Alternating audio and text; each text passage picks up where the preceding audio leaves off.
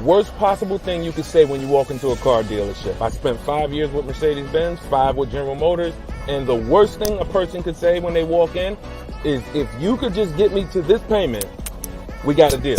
So your loan's probably still like 19, which means you got to pay to get out. You're upside down. It's called negative equity.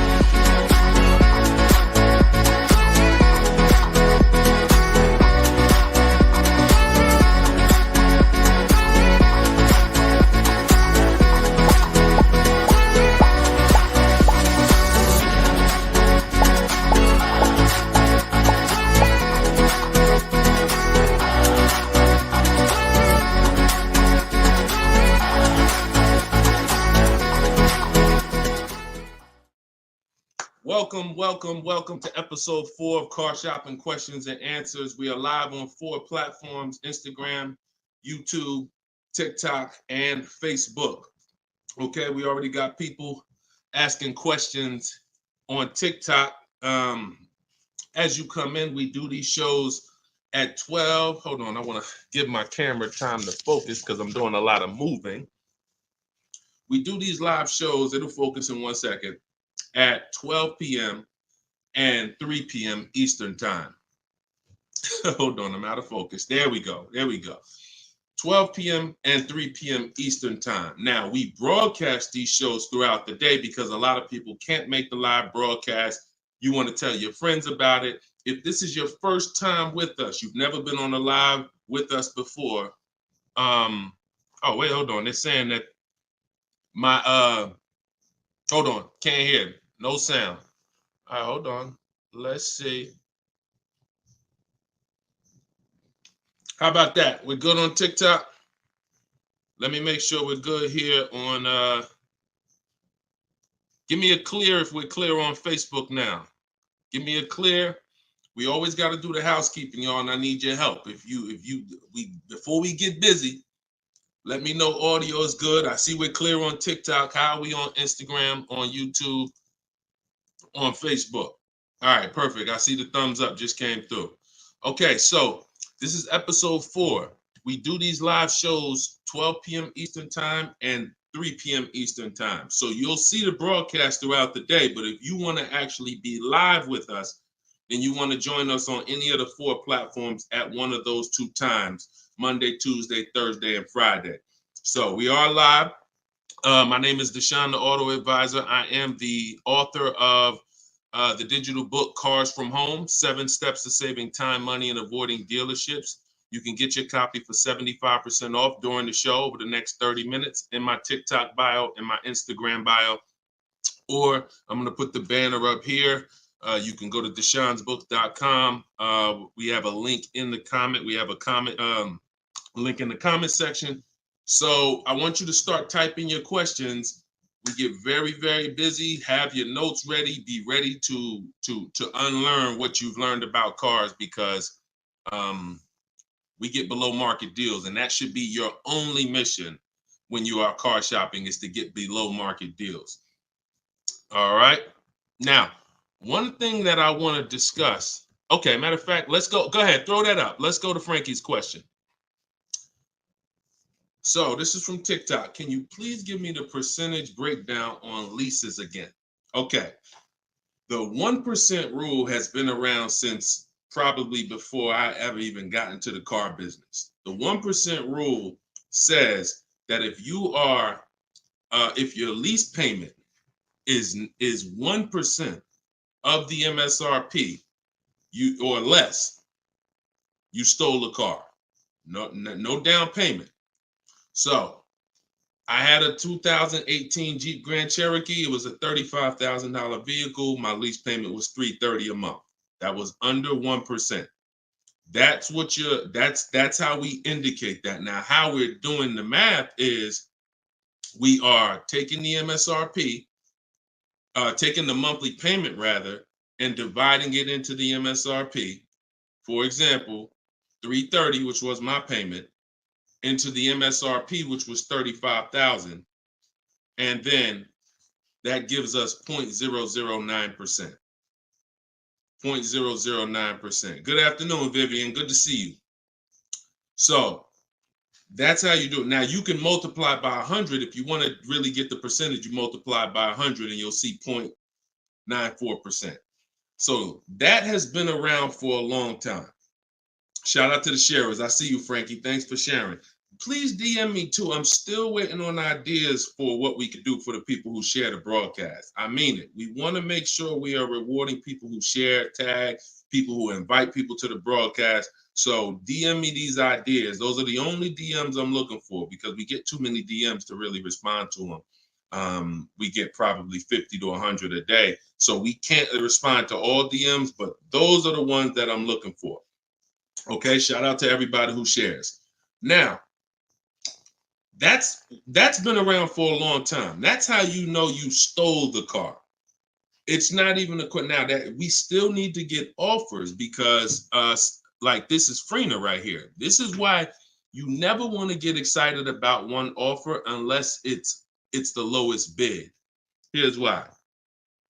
Freener, she just got a, hold on, I'm putting it up here on the screen. She just got a 0.88% lease on a Jeep Grand Cherokee hybrid anniversary edition. $65,000, $65,950 was the MSRP. Her best bid was $579 a month. She's in the video library. She has what we teach. Getting bids. See, so sometimes you could look and be like, oh, this offer looks really, really good. Should I take it? Not if it's not the lowest bid. It must be the lowest out of at least 5 offers. Because what I always tell you is 80% of dealers are overpriced. They're going to overcharge. So that's how you know if you won. Now we had to come up with something. When I started teaching people about leasing, I said, oh, shoot, some of you going to go out here and you've been buying your cars and you're going to walk into dealers and you're going to get a lease and you're going to think it's good because you're still paying less than somebody who actually bought.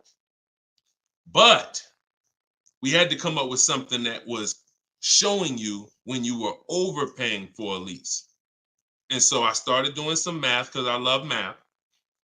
And once I worked the math out, I said, okay, how much are we paying before we're paying too much for a car we're giving back? 1% is the steal. But what's the limit? And I started looking at how cars depreciate, how much car, if you bought it, how much the car would depreciate. And I came up with 1.5%. So when we look at the same vehicle that is, let's say a $40,000 vehicle, for example, 1% is $400 a month or less. 1.5% is $600 a month. Now, what you look at is the total you're paying over the 3-year lease. 600 times 36 months, that's 21.6. So when you take $40,000, you add your taxes and everything, you're probably going to end up about 44. 21 is about the threshold where you're still paying less than if you had bought. You're still losing less value, but and you're tying up less money. But at the same time, that's the limit. Above 1.5%, there's no value in this lease anymore.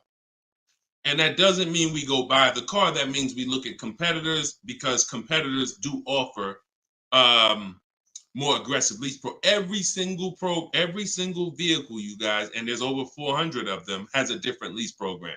Sometimes even the trim level is different. The Touring has a different lease program than the Limited. So we don't deal with overpriced leases. And so that's why I created the 1.5% rule. That's how it became to be, based on the fact that I knew a lot of people, as they unlearned that bad advice about leasing, as I taught it and as they heard it from other people, they were going to go and get leases. And it's important that you know when there's no value in a lease and you shouldn't be accepting a lease. And that doesn't mean, and look, let me be very clear. That does not mean, that's why I explained the first part of this question, of this answer. You don't walk into a dealer and say, hey, I'm trying to get under 1.5. You don't walk into a dealer and get a lease quote and then you say, hey, well, look, I got to be under 1.5%. No, you're doing this wrong. Again, my mindset and what I'm trying to get you to use is Cars from Home, where you should be, the only reason you should be in a dealership is to test drive cars. if you're buying new cars or leasing. Test drive, you're in and out of there in 20 minutes. The next time you're back in a dealer is another 30 minutes to pick up your car if they don't deliver. That is the only reason. We never talk numbers in a dealership for a new car or a lease. Are we clear on that? These are rules where it's like, if you want to use what I teach, and I want you to use it so that you can get the results that Frina got, that Danielle got, that we've worked with over 8,000 people in the last since 2021. I want you getting those results. And in order to get them, you got to know what the boundaries are. Deshone says we never talk numbers in the dealership because you have no leverage there. Your leverage is at home, in control, communicating with multiple dealers, and where you can't get emotional. Okay? Clear? So that's the 1% rule, and that's the 1.5% rule, Frankie. Great question. Okay, shoot the next one in, Dolan. Great question. All right, this is Tony on Facebook.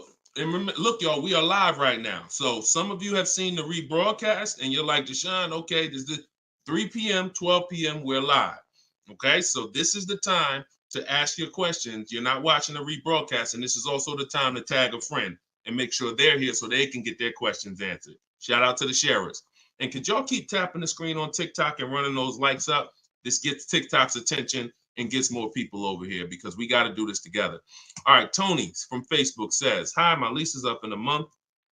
I wrote to get 3 quotes from dealers. I only got 1. That's normal. The other 2 are taking their time. That's normal. I have a third-party restriction. Should I wait for the other 2 quotes or just run with the 1 quote? I never run with a 1 quote, and I get 5 quotes. So you're mentioning 3. I never mentioned 3. 80%, again, a lot of what we're talking about, y'all, is math.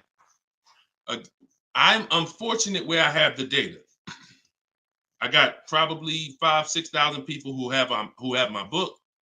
We probably got close to 2,000 people in the Cars from Home library in my coaching program. That's a lot of data to prove that it's 80% that are overpriced. That's 4 out of 5.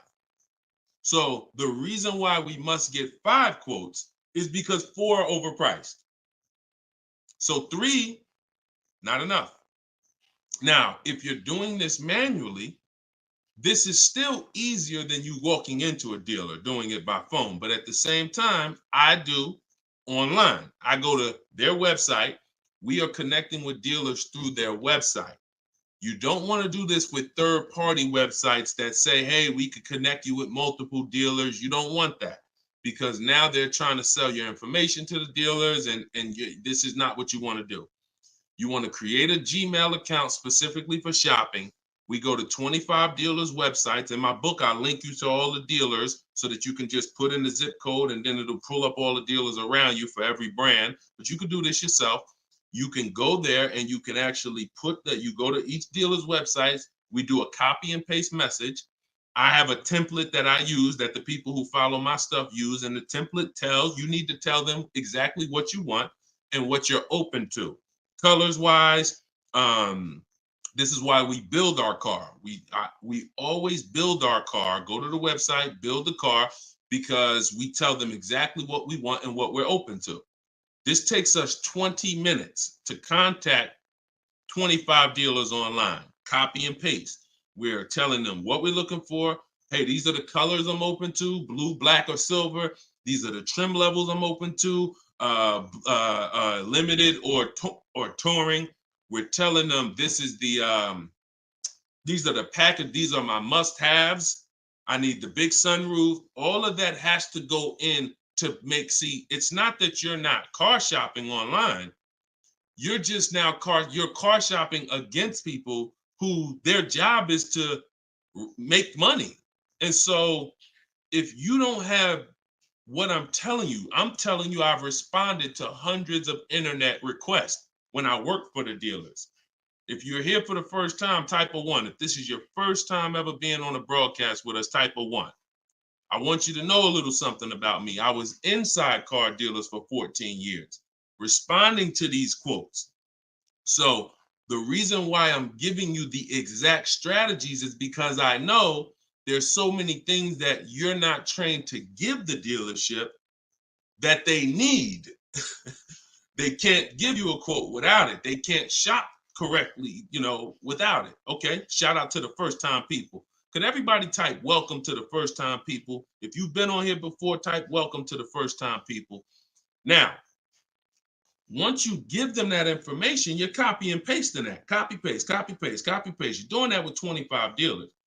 And then that creates the conversation to see where the dealers are actually coming, where the deals are coming from. But you need to see who has a car first. You need to see who has a car first. So, oh, you're talking about selling the lease. Okay, you're earlier in the process. Understood, Tony. Okay, perfect. No, just talk to another used car manager. And you want to have conversations because one, your car is worth different things to different people. You need at least 3 for that. You're on point. Yes, 3 quotes for your lease buyout. For your old car from 3 different used car managers. And if the 2 are not getting back to you, then just move on to other ones. But be aware, you should be using those values you got online from the online buyers to see if you have equity, because not everyone has equity. The whole purpose of the equity assessment is to make sure you're not leaving any money on the table. That's the purpose. But there's no guarantee. Many people have turned their leases in not knowing that they should have done an equity assessment, and then the dealership sitting on $2,000, $3,000, $4,000, $5,000, $6,000 that they didn't know about. That's what we want to prevent. So if you do those offers and you see you have $3,000, $4,000 in equity, now that's when you bring it here. If you do those offers and you're at a break even or $1,000, then that's not always worth it, because those used car managers are not going to match the highest offer. So be aware of that. But if you have equity there, then 3 used car managers, that's how you make a move. Okay? Fight for your money. This is your money. If you end up making $1,500 out the deal even, and it took you 2 hours, where do you make $750 an hour at? $750 an hour. So this is your money. And if you don't fight for your money, someone else will definitely cash the check. All right? Tyler said, send the next one in. Tyler said, F&I director here in Houston of 2 large stores. Your content is great. I appreciate you, Tyler. This is the 20% right here. See, the 20% can always admit when we're doing something to help the market. The 80% will come on here and be like, oh man, this guy couldn't make it in the car business. Now he's teaching. All right, go ahead. Shoot the next one up, Dolan. This one's from Facebook. What's up, John? Instagram, y'all not typing enough questions. And Instagram, just so you know, the easiest platform to share on is Instagram, because you hit that little arrow, it looks like a paper plane, and it'll let you go down your Instagram friend list and send this broadcast out to probably 10, 15, 20 people. Okay? Don't cheat your friends. All right? Shout out to the sharers. John from Facebook says, is it hard to purchase with a charge-off on credit 3 years old? So everyone who has credit issues should be following Shonda Martin. She's on all the platforms, Road to 750 plus.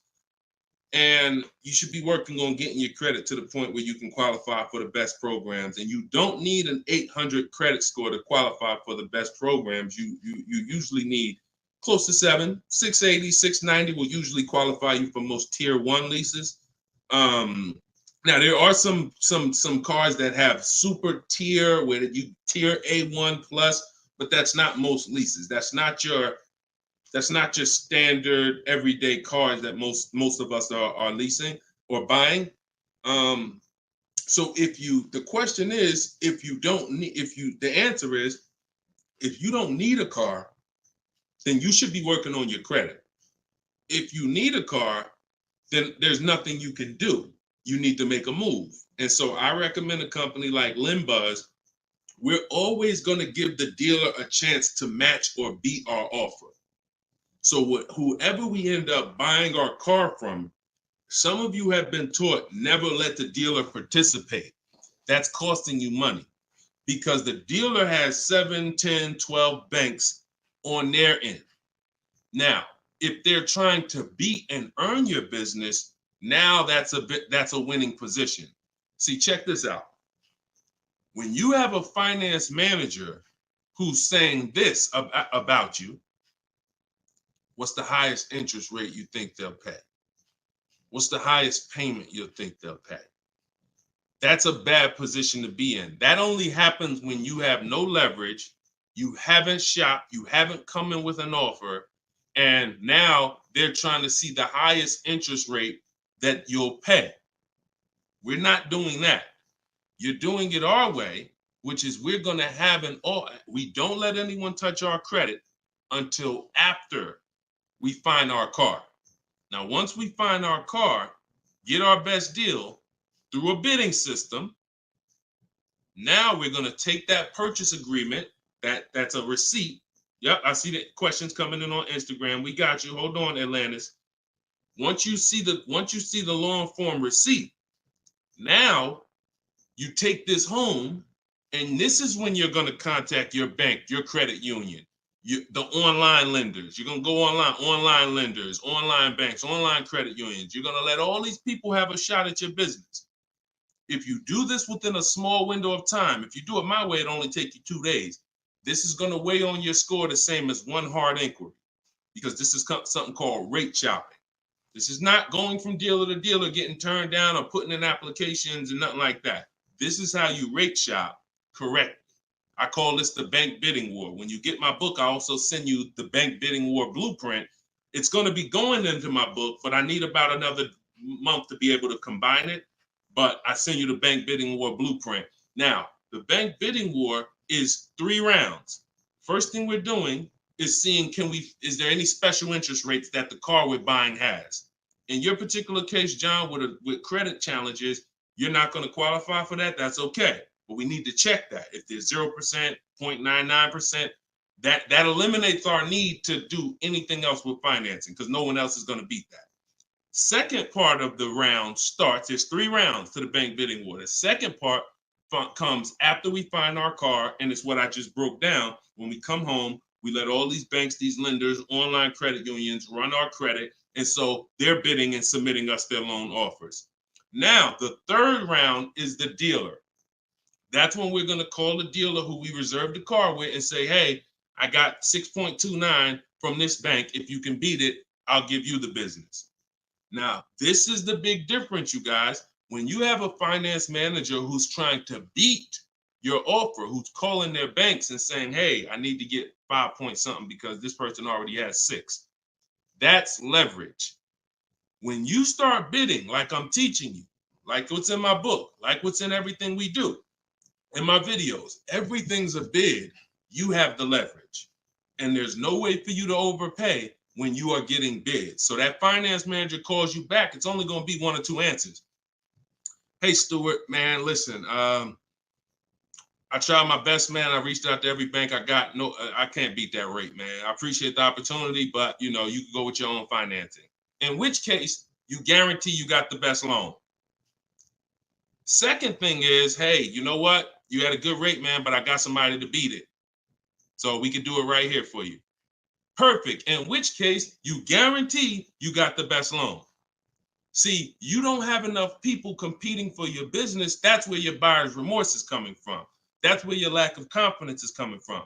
That's why you're driving off from a dealer saying, hey, you think we could have got more money? You think we could have got another $1,000 off?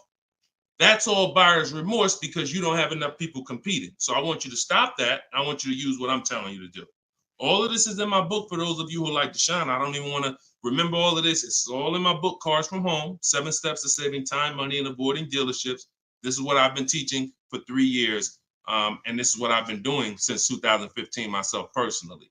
So you can get your book for 75% off. Cue up the next question, Dolan. Oh, John, in your case, though, when you get that buyer's order, you would be reaching out to Limbuzz. So after you find your best car deal, you would be reaching out to Limbuzz and seeing, what their rates would be for you. And then you would be going with, still giving the dealer the opportunity to see if they can beat it. Because once a dealer knows you got an approval already, they kind of have a little more leverage to be able to see if they can beat that approval. But in any case, even if they can't, Limbuzz is pretty generous. but we don't do this until after we find our car. Okay? Great question. Shoot the next one up, Dolan. All right, this is Gemini from Instagram. Can a dealership legally raise the price from what is being offered online? Listen, nobody's suing dealers.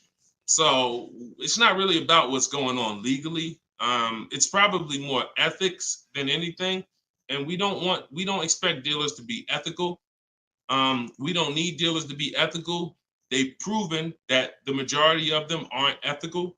So when you're not ethical, you walk the fine line between breaking the law and not. You walk that gray area.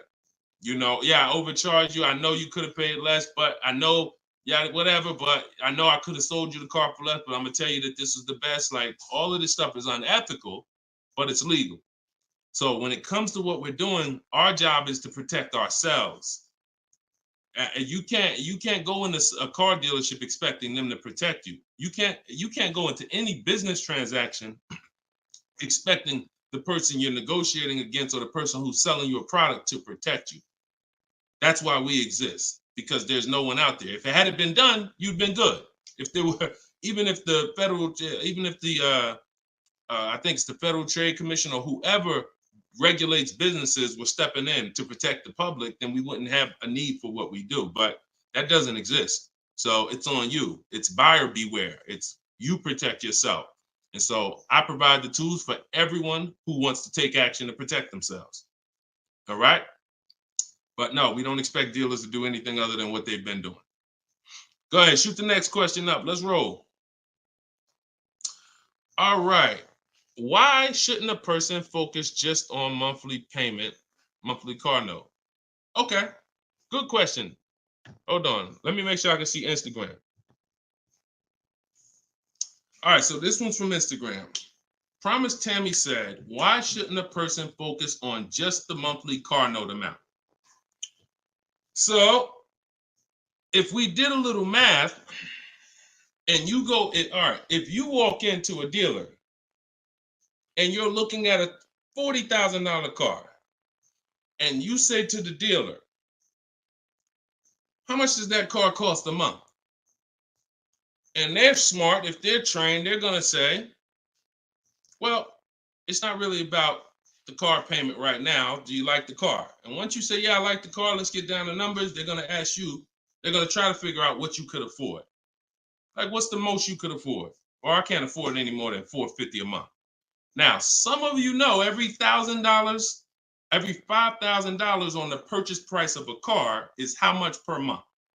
Some of you know. I know we got a lot of new people on here, but for those of you who've been tapped in with us, how much is every $5,000 on a car loan?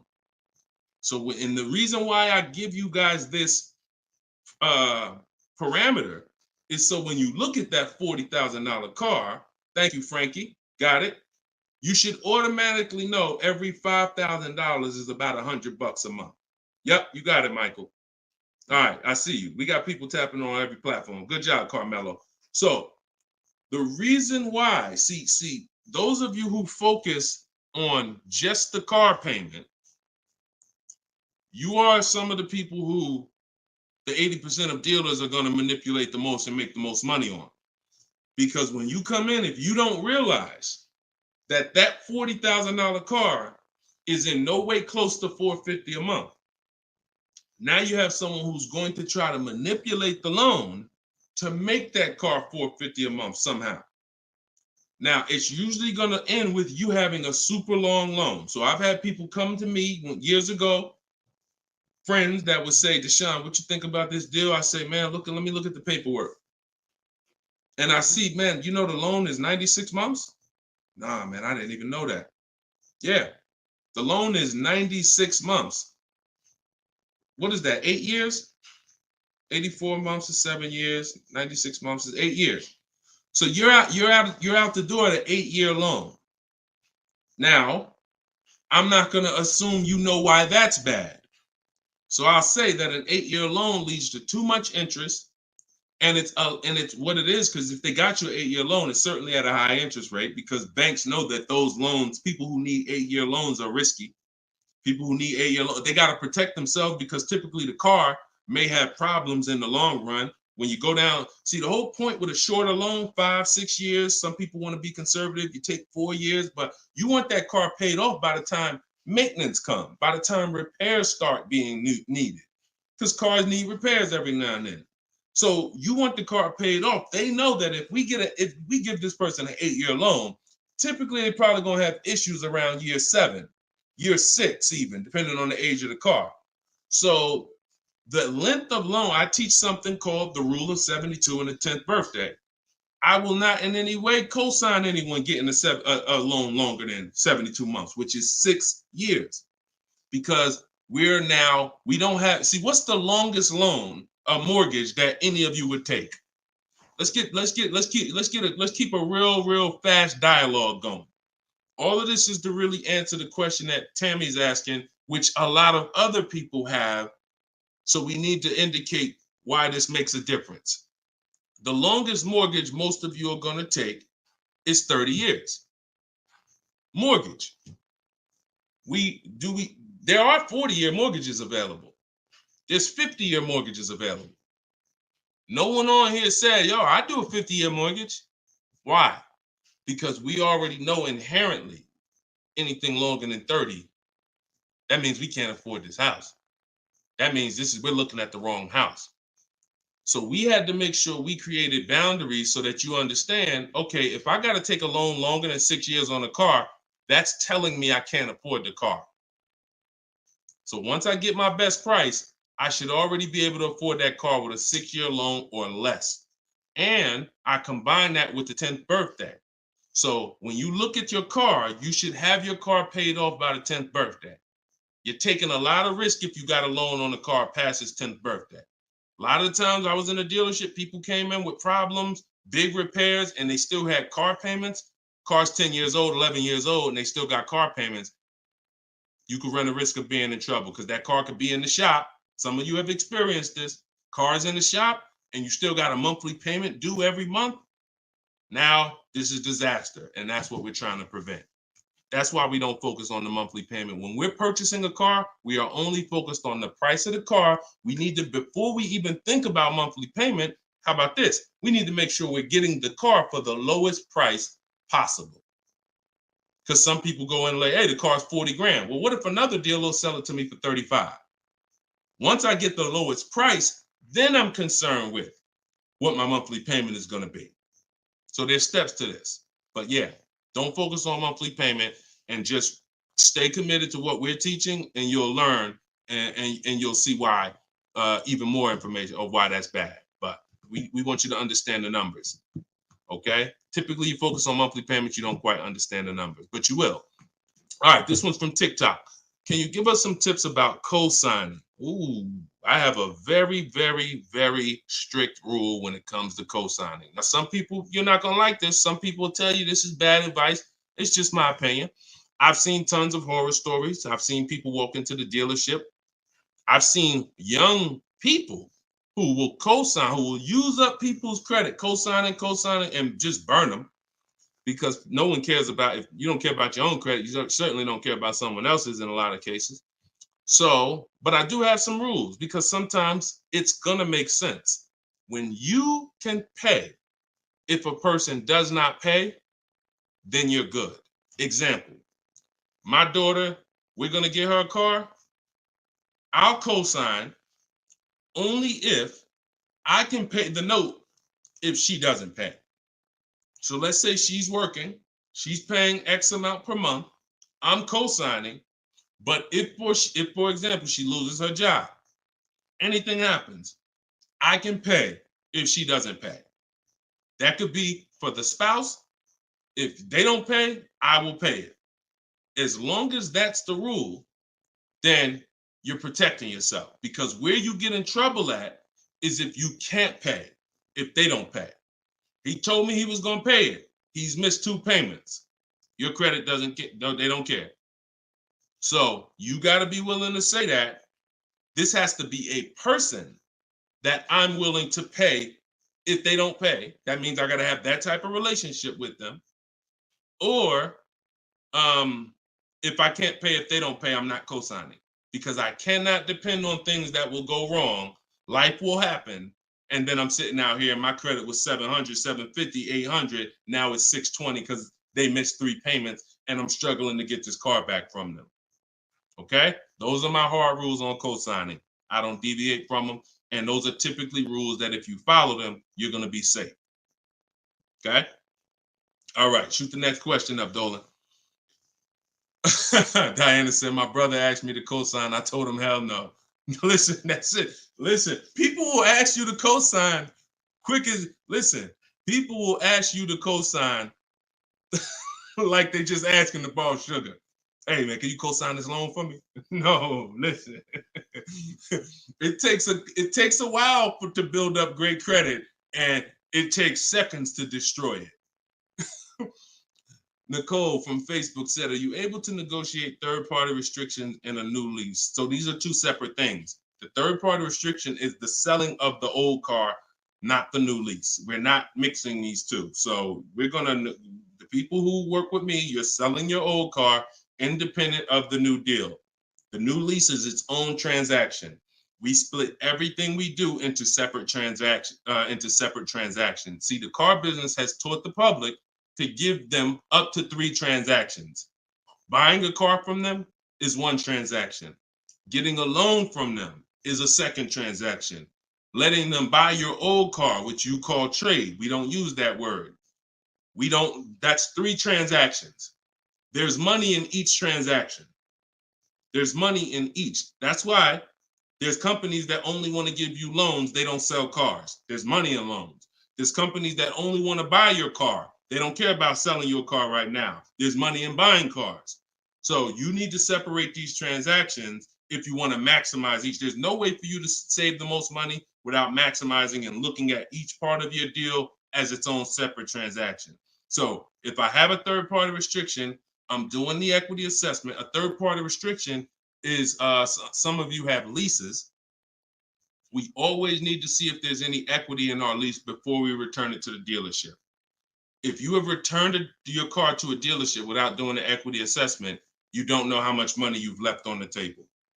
Because if there's $2,000 or $3,000 of equity in your car, the dealer's keeping that, and that's their money. So, or the bank's keeping it when they sell it, that's their money. It's probably the dealer will find a way to buy it, and it's their money. So when we look at an equity assessment, we're going to do it at all times. Now, there's no guarantee we have equity, but we want to guarantee we're not leaving equity on the table. And so a third-party restriction doesn't mean you can't sell a lease. Who didn't know you could sell a lease? Type a question mark. If that's new to you, this is your first time hearing this, you've been leasing, and you're like, Deshone, I never heard about selling leases. I had no idea this was a thing. Type a question mark if this is your first time hearing that you could sell a lease. Okay. Fish Guy Rodney. Okay. See, so more information is coming out. Okay. Fairy Godmother. Okay. Emil. Okay, I'm sorry. I just tore your name up. Sorry. So as you change Shamir on Instagram. So when we look at this, we got to see that the things that we don't know cost us money. So now it's like, once they saw people, because we helped out probably thousands of people in the pandemic sell their leases, used car values, resale values were crazy. So we had people making $5,000, $10,000, $12,000 selling their leases. I sold my Jeep Grand Cherokee lease. I made $8,900 after I drove it for 42 months because I extended the lease and then I sold it. My mother, she drove her car. She made $10,200. Now those numbers don't exist anymore because values have come back down. But there's still people who are going to make 3, going to make 2, going to make 4, depending on your car. Now, every car doesn't have equity. But when it comes to the third-party restriction, they don't say you can't sell. They limit who you can sell to. You must sell to a local used car dealer. To a local dealer of the same brand. So if you have an Audi, you must sell to an Audi dealer. We are still going to get bids. We're going to get at least 3 bids from used car managers at Audi dealers because your car is not worth the same thing to every dealership. Your car may be worth 19 to this dealer, 19.8 to this dealer, 21 to this dealer, which is why we must get bids. Y'all gonna hear me say that word. Your favorite word, if you stick around and you use what I'm teaching, when you start mastering my strategies, your favorite words are gonna be bids, multiple offers, because that's how we save all the money. So okay, so that has to be handled, Nicole, separately. The selling of your car, the who I'm gonna sell that car to, you find that person first.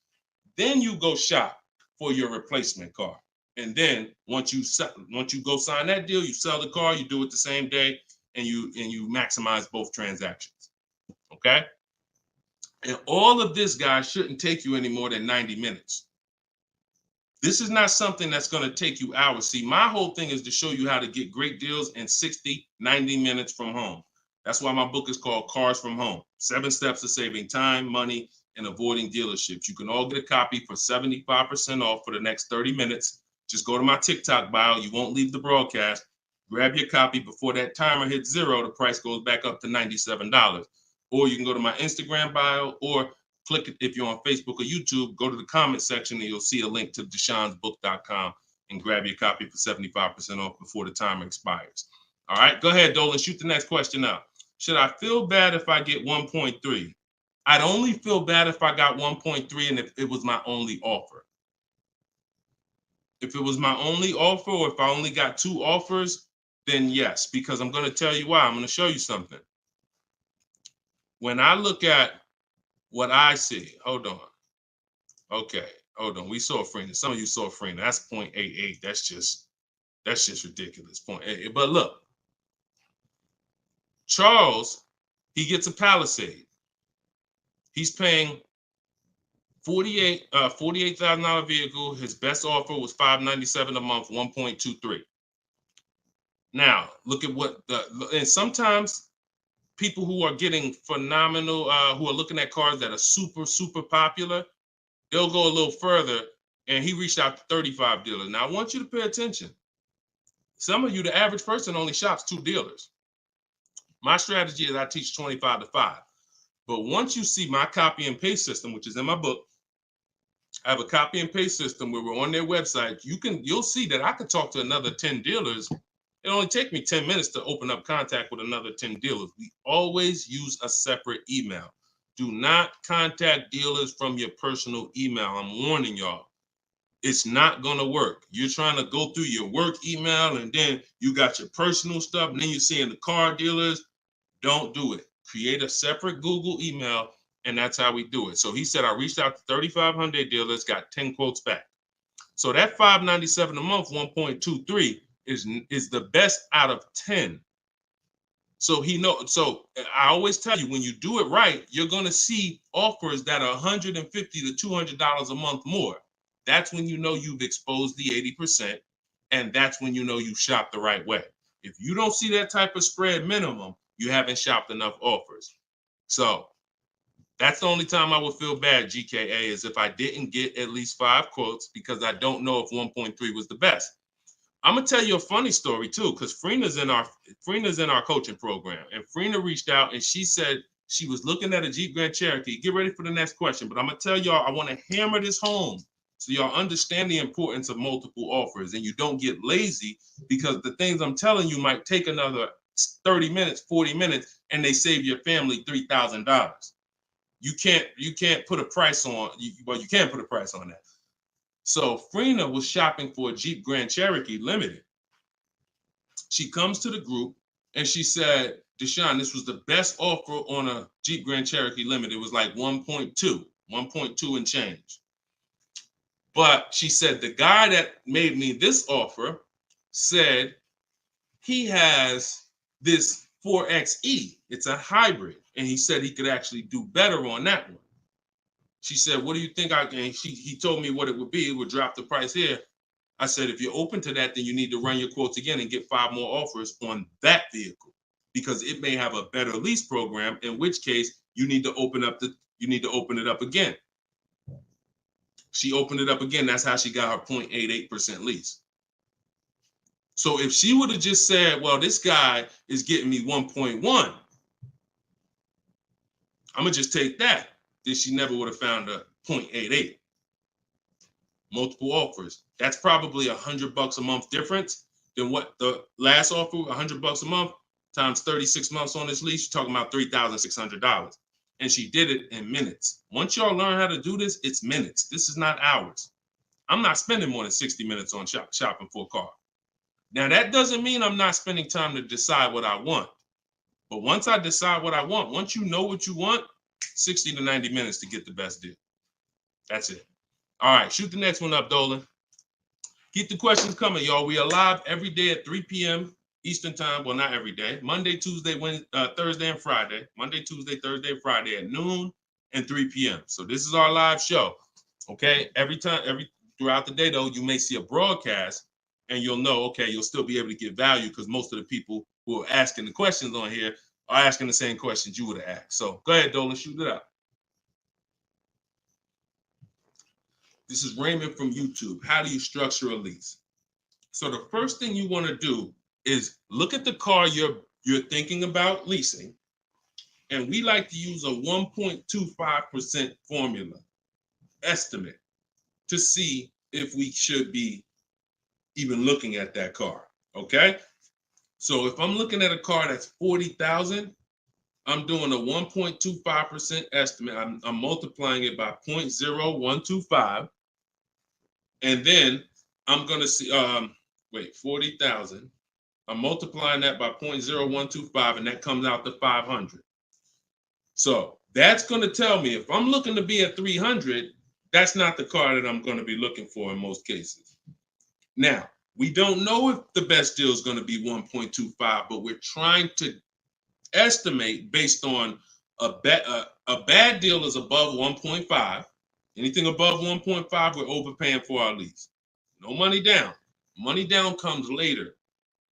Now a steal is 1.1%. So I teach something in my book. It's called 1% is the steal. Between 1% and 1.5% is the deal. And then above 1.5% is time to chill. We don't do that. So that's the first thing. Now, once we move past that, now it's time to choose our mileage. So we're going to look at our lifestyle. We're going to see how much we drive to work, how much we're going to be driving the car. And once we come up with that, you're just doing some simple calculations. What's your round trip to work? 10 miles. How many days a week? 5 days. Okay, that's 500 miles a month. That's if you do the math. Let's say your trip to work is 20 miles round trip, and you do that 5 days a week. You're doing 100 miles a week to work. Times 52 weeks of the year, that's 5,200 miles. So I walk you through this in my book, but this is simple. 5,200 miles, and then you say, okay, well, I like to do a little leisure. I like to take a little trip down here. I go fishing, 1,000 miles away, blah, blah, blah, blah. So you're calculating what you're going to do. The easiest way to do it is to look at your old car and see what you've done. But if you don't have an old car, this is how you calculate it. You come up with, all right, I only need about 9,000 miles a year. Perfect. All of our leases, we shop our offers with 12,000 miles a year. That's your average miles. That's what we want to base our formula from. So whenever we reach out to a dealer, we do this online. As I said, everything we do is online. Once we do this, we're shopping multiple dealers and we're telling them work us up a lease quote. First month's payment, total out of pocket. If you were on the last show earlier, we talked about we don't say down payment anymore. We say total out of pocket, TOP. Everybody who's clear on TOP, if you were on the last broadcast, type TOP. If you weren't, TOP is total out of pocket. That means only thing I'm giving you for this offer right now is my first lease payment, and I'm driving off. Total out of pocket. We're not saying down payments anymore. Okay? So now, we're structuring our lease with first month's total out of pocket, 12,000 miles per year, and that's how we're sending the offers out to the dealers. All online, all copy and paste. These are all templates I have, but I have templates where you just fill in what you want, blah, blah, blah, all in my book. There are links, there's templates, but if you're going to do it your way, that's fine, but this is how you do it. And you can sit in your computer and just copy and paste. And now you're looking to get 5 quotes. That is the mission. 5 quotes, and that's it. That's how we structure our leases. Once you're done and you get your best quote, Now that's when you adjust your mileage. So once you identify the best dealer, the winning bid, now you're going to say to that dealer, hey, can you adjust the offer to 10,000 miles a year? Can you adjust it to 18,000 per year? Can you adjust it to 25,000 per year if you're a high mileage driver? And you adjust it from there. But that's it. You do this over and over, rinse and repeat. Rinse and repeat. All right. Great question. Shoot the next one in, Dolan. All right. Shout out to the sharers. Thank you, Liba. I see you. Thank you so much. This one's from Preston on YouTube. What is the best way to finance a car out of state? It's no difference. It's really no difference. We're going to find the car. We're going to get the buyer's order. We're going to have them. Now, the thing about a used car, if it's a used car, we got to test drive the car. So what you may want to do is if you're picking up a car out of state, you may want to go there, lock up the car, grab a cheap hotel for the night, stay there, because you don't want to eliminate the bidding process. The bidding process is your bank, your credit union, online banks bidding, and then dealers bidding. The dealer who you get the car from, they're bidding against that. Some of you don't really understand how much money is in finance. On a $40,000 loan, 2 points on an interest rate could literally be $2,500. So we got to understand there's a lot of money in loans. So if I'm driving to pick up a car out of state, what I'm typically going to do is go test drive that car. If I like it, I'm locking it up with a deposit. I'm taking that buyer's order. I'm gonna go back, depending on how far it is. If it's 3 hours away, I'm probably not gonna drive home and then come back. Depends on you. I'll probably just post up in a hotel. Go do my financing online. Let all these banks and credit unions run my credit so I can get their offers, and then I would call the dealership the next day and say, hey, this was my best offer. If you could beat it, I'll just come get it from you, and that's it. I'll spend $50, $60, $100 on a hotel to save $3,000, $2,000 on interest on my interest rate. But everything else is the same. So we can't be scared to go out of state. If many of you who are using what I'm teaching, you're going to see. Look at Eddie. Who was Eddie who drove? Hold on. Short conversation. John, hold on. Market. Trying to think. I'll see many of who I'm going to share with you. You'll see they'll say when they're picking up their car, I'm driving 45 minutes. I'm driving an hour and a half away. Look at Sean. Perfect example. Sean, he's also in our coach. Now, I don't want you to think, I got to be in Deshaun's coaching program. There's just some people who are. The information's in the book. We got the video library. For those of you who are like, okay, I like videos to go along with the book. That's fine. I link you to some videos in the book. But then there's some people who coach with me and I can talk personally to them. So Sean comes on here and he comes into the group. He said,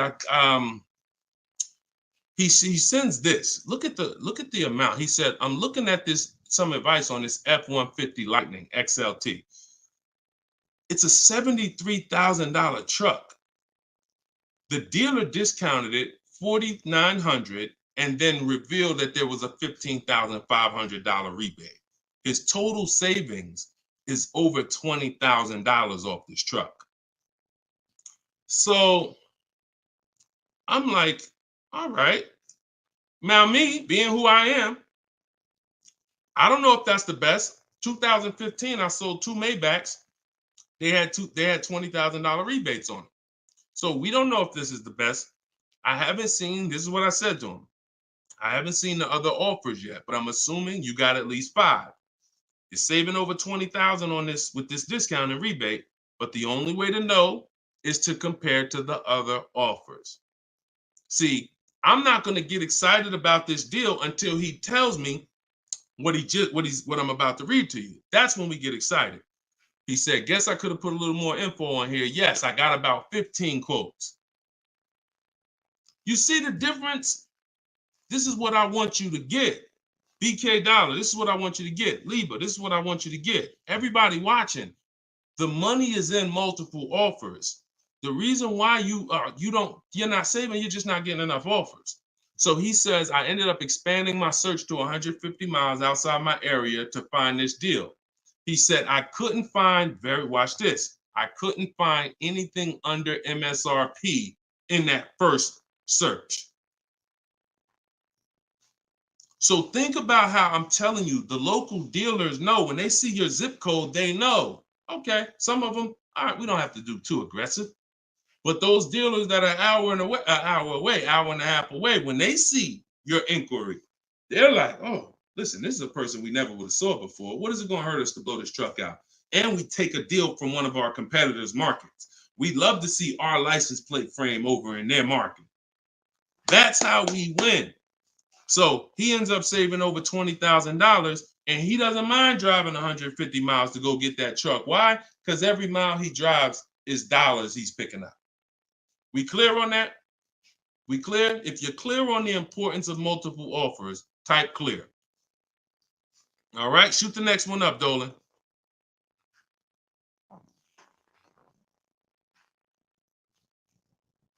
Okay, this one's from Instagram. Atlanta's Black Gabriel, or Gabrielle. I think it's Gabriel, my fault. So, in the market for a new Chevy or used Chevy Malibu, what's the best route, leasing or financing? How many years are you keeping the car? If the answer is 8, then you should be buying. If it's at least 8, see, I teach something. My book is called Cars from Home, 7 Steps to Save Time, Money, and Avoid Dealerships. Everything I do, when you go, the video library that we have, your best deal in 7 days, 7 steps. These are not going to change. The first step is the foundation to your deal. The first step is the foundation to your deal, which is lease or buy. Because you cannot get a good deal if you bought when you should have leased. It's impossible, because the amount of money you're going to pay on the purchase is going to be too much if you buy brand new. And if you buy pre-owned, it's going to be about the same amount you'll pay. So when you buy, if you're not keeping your car 8 years and you buy a used car, 3-4 years old, and then you trade it in 5 or 6 years, you're going to pay the same amount or even a little more than someone who got a great lease deal and drove brand new vehicles. So it's all about how many years you're keeping the car. If you're keeping the car, if you're like Deshone, there's no way I'm keeping the car 8 years. That's not my style. Then you should be shopping from this day forward for aggressive lease deals. Now, once you find a car that you love, or if your spouse says, you know what, I don't switch cars like that. I keep a car 8, 10, 12 years. Then we purchase for them. We're going to purchase. But for those who are not keeping their cars 8 years, you are losing thousands and thousands and thousands of dollars not leasing cars. Thousands, thousands and thousands and thousands and thousands. All right? That's the 8-year rule. It's the most important question. It's the first thing you ask when you are car shopping and you're ready to car shop. How many years am I keeping this car? 8 or less, we lease. Less than 8, we lease. More than 8, we buy. That's how we avoid the depreciation. So go ahead. It's a hard rule. You want a follow-up question to that, or anybody want to? Because I know some of you are like, Deshone, I was taught never lease. Whatever. You want to follow up to that question? That's perfectly fine. But that's the rule. And it's the rule based on money. I've seen thousands of scenarios, and I spend years and all my time shouting from the hills so people could understand how much money they're losing by not getting good lease deals or not leasing at all. Okay, go ahead, shoot the next one up, Dolan. Okay, this one's from TikTok. All right, Peyton. Do dealerships finance used cars too? Yeah, sure. Absolutely. But we don't finance, dealers are our last offer for financing, never our first. So what you should do is you should go watch the replay from earlier, episode 3. This is episode 4 of Car Shopping Questions and Answers. We do these lives Monday, Tuesday, Thursday, and Friday, 12 p.m. Eastern time and 3 p.m. Eastern time. For those of you who are like, because I want you to be able to tell your friends. Today, some of you are going to run into people who are car shopping. You need to be telling them, hey, you got to check this guy, Deshone the Auto Advisor. He does this show, live show, 12 o'clock, 3 o'clock, Monday, Tuesday, Thursday, and Friday. But you want to watch episode 3 where we went into detail about how we don't finance. In fact, early, I think we talked about it early on this episode. Your financing should be independent from the dealer. The dealer should be your last offer for financing. Because what you're asking for, that's 2 transactions. You're giving them 2 transactions of business. You're giving them the purchase of a car, and then you're giving them the selling you of your loan. So what we do is we separate these transactions and we get bids for each. So the only way I'm dealing with a dealer, the only way you're going to be dealing with a dealer is if they've won the bid, which means if I'm looking for a used car, you won the bid out of all the used cars. Like, all right, give you an example. This is Vincent. Vincent got a 3-year-old Lincoln Corsair, premium trim level, under 45,000 miles, clean Carfax, inspection, all from the comfort of home. I'm reading what he put in our group. He was targeting to find a discount of 30 to 35% from the MSRP. This is something that no one is teaching you guys about what you need when you're purchasing a used car. If you're going to be purchasing a used car in the future or your next car, or if you bought a used car in the past, type the letter U. Type the letter U. If you're going to be purchasing a used car, or if you have purchased a used car in the past, I'm about to give you something that you have never heard before, but it is no way for you to know you got a great deal until you start talking the way Brandon talks here. You notice he said 30, he was targeting to find something 30 to 35% from the MSRP. In order for us to know, I see you, Shelby. I see you, Emma. I see you, Katarina. I see you, Raymond. Okay, perfect. Atlanta's Black Gate. All right, a lot of people. Okay, so when you are shopping for a used car, let me tell you a story, give you an example, all right? So I was shopping for my pre-owned Infiniti truck 3 months, a little over a year ago. I narrowed it down to 3. Now, I narrowed it down based on title history, service records, accident history. We talked about this in the last episode, episode 4. Title history, service record, episode 3 rather. You can see it on YouTube. And if you're on YouTube, please make sure you subscribe and please hit the like button. It matters because that shows the algorithm that we talking business over here, that more people need to be here. So when I narrowed this down now I get to I think I narrowed it down to my top 4. They were all white. They were all within 30, they're all within $1,500 of each other. Now, here's the problem. This is where it gets complex for you. Because I'm looking at one that they're asking 30,000 and change, one they're asking 31,000, one they're asking 31,800. You know, they're all within $1,500, $2,000 of each other. Similar miles. On the outside, they all look similar.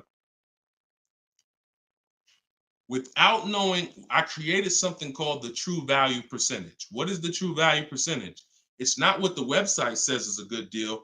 It's the percentage off of what the vehicle was when it was brand new. So I pulled the window sticker for each of these vehicles. I pulled the window sticker, and what do I see? Now I teach you how to do this in my book. I teach you this entire process, but I'm walking you through it. Exactly. I pull the window sticker. You can get it from Carfax, depending on if Carfax has a deal with that manufacturer. Carfax has window stickers. Now, what do I see? One car is 46,000 when it was brand new. Now they're asking 31 and change. Okay.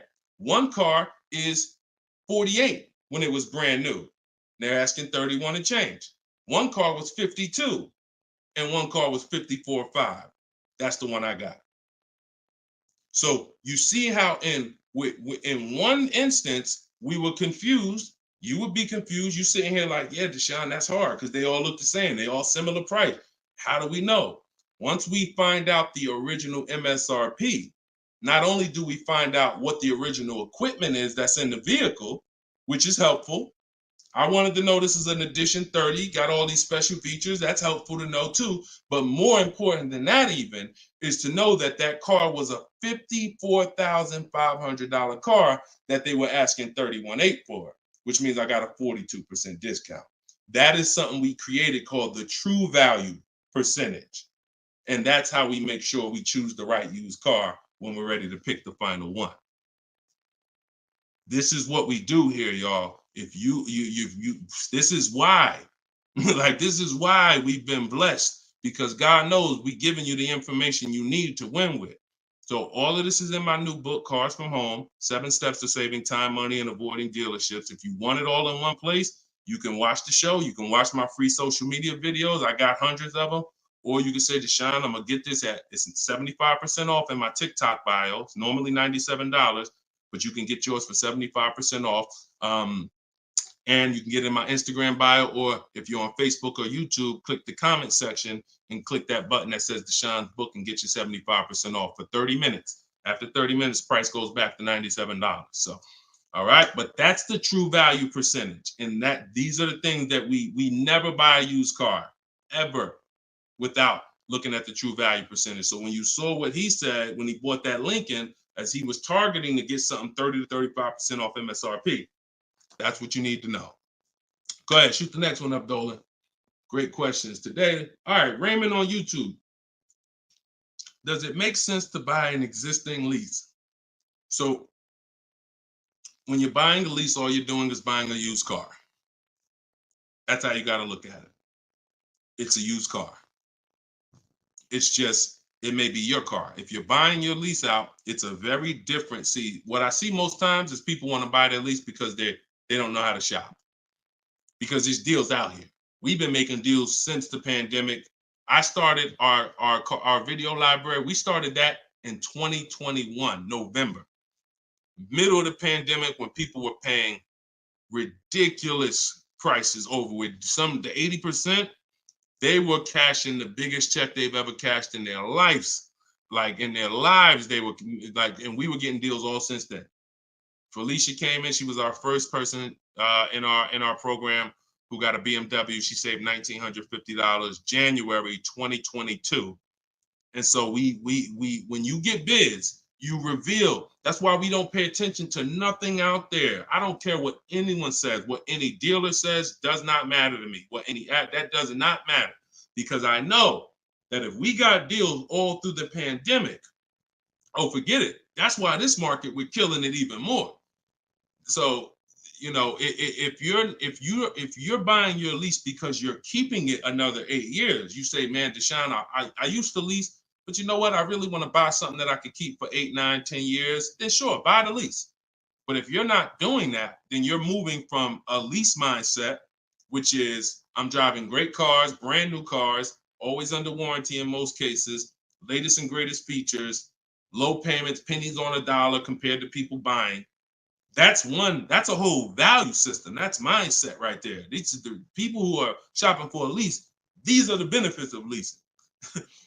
And then you're moving and saying, all right, I'm going to buy a used car now. Very different, very different. So you got to be, you have to have had a change in mindset and goals to buy your lease and buy a used car. And it's what I see most times is people just don't know how to shop. When you use what I'm teaching you to shop, get 5 offers, you're going to see there's deals everywhere. Everywhere. Go ahead. Shoot the next one up, Dolan. You can't pay me to negotiate your lease, because I do this in 90 minutes and I'm teaching you to fish. You know, I've had people who used to buy cars from me. Hold on, keep that question up from Nicole, but I saw this person on TikTok. I'm not in the business I'm in the business of teaching people how to fish. So, you know, because what happens is you're building a trust in something. Like, if you're not willing to learn what it takes to do this in 90 minutes from home, like I'm teaching you, then you are the same type of person. That same mindset will lead you to go into dealers because you're just lazy and scared.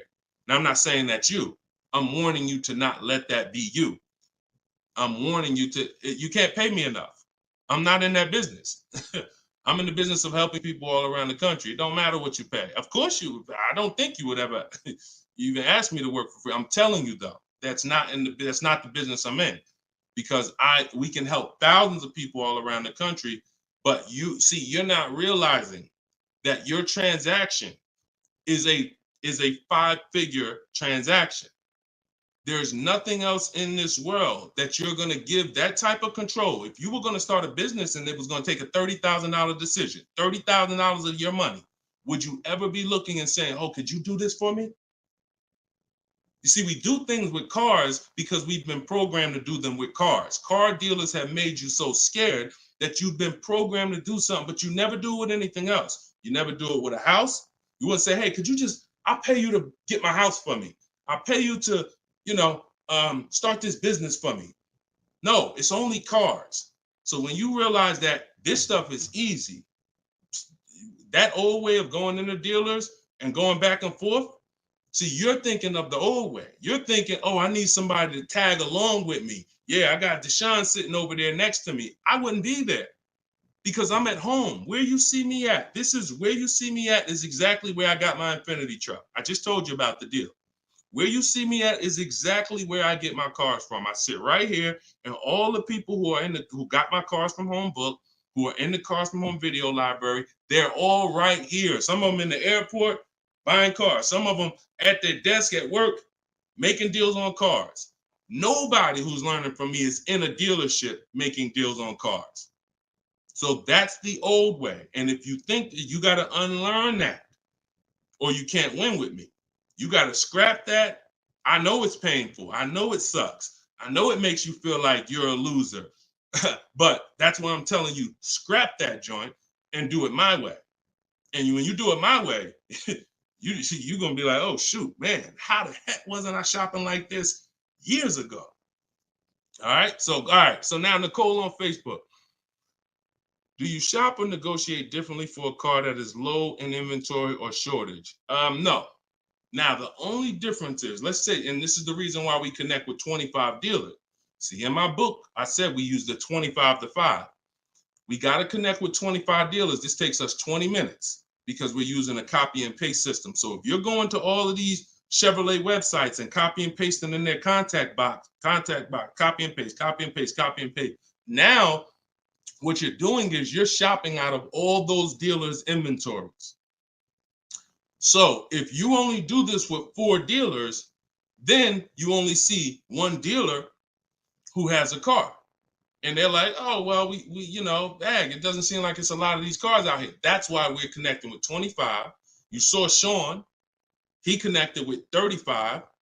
And so when we connect with these dealers, we're not just doing it to get bids. That's one reason. But we also know out of all these 25 dealers, probably 10 of them have a car that matches what I would want. And then I'm going to get 5 to 7 offers. So now let's just say we're at a mid period where the 2024s are sold out and the 2025 hasn't come in yet. Now what's going to happen is all of those dealers out of the 25, maybe 2 of them have a car, and they're going to tell you, you know what, you really need to order it. That's not because it's a low inventory. That's because you're usually in between model years, and the old one has sold out, and the new ones they're waiting for it to come in. But it doesn't change the way we shop. And sometimes we will order. If I'm purchasing, I'm more likely to order because I'll get bids, and then I'll take the car. But if I'm leasing, we're less likely to order because we don't know what the lease program is going to be. See, I could get a dealer that discounts the car for me $3,000. We had a person in our group, and they were getting a new BMW X4, the X4M, like the performance edition. We had a dealer, their best bid, the dealer was taking off $3,000 off MSRP. So, but the lease program is what we didn't know. And once the car came and they put the lease program on it, we saw that it was over 1.5%. So even at that discount, wow, we saved $3,000. Now, if she was purchasing it, that's a win. $3,000 off, beat everybody else. So I don't mind ordering if I'm purchasing. But on a lease, I'm less likely to order because I don't know what the lease program is going to be until the car gets here. Okay, but yeah, that the process doesn't change. It just we have little caveats based on on low inventory. Okay, process is the same. Nothing changes our 7-step process. Nothing. All right, go ahead, Dolan. Shoot the next one up.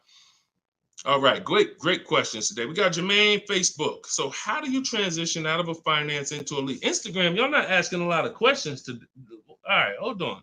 Get Blooming chosen one.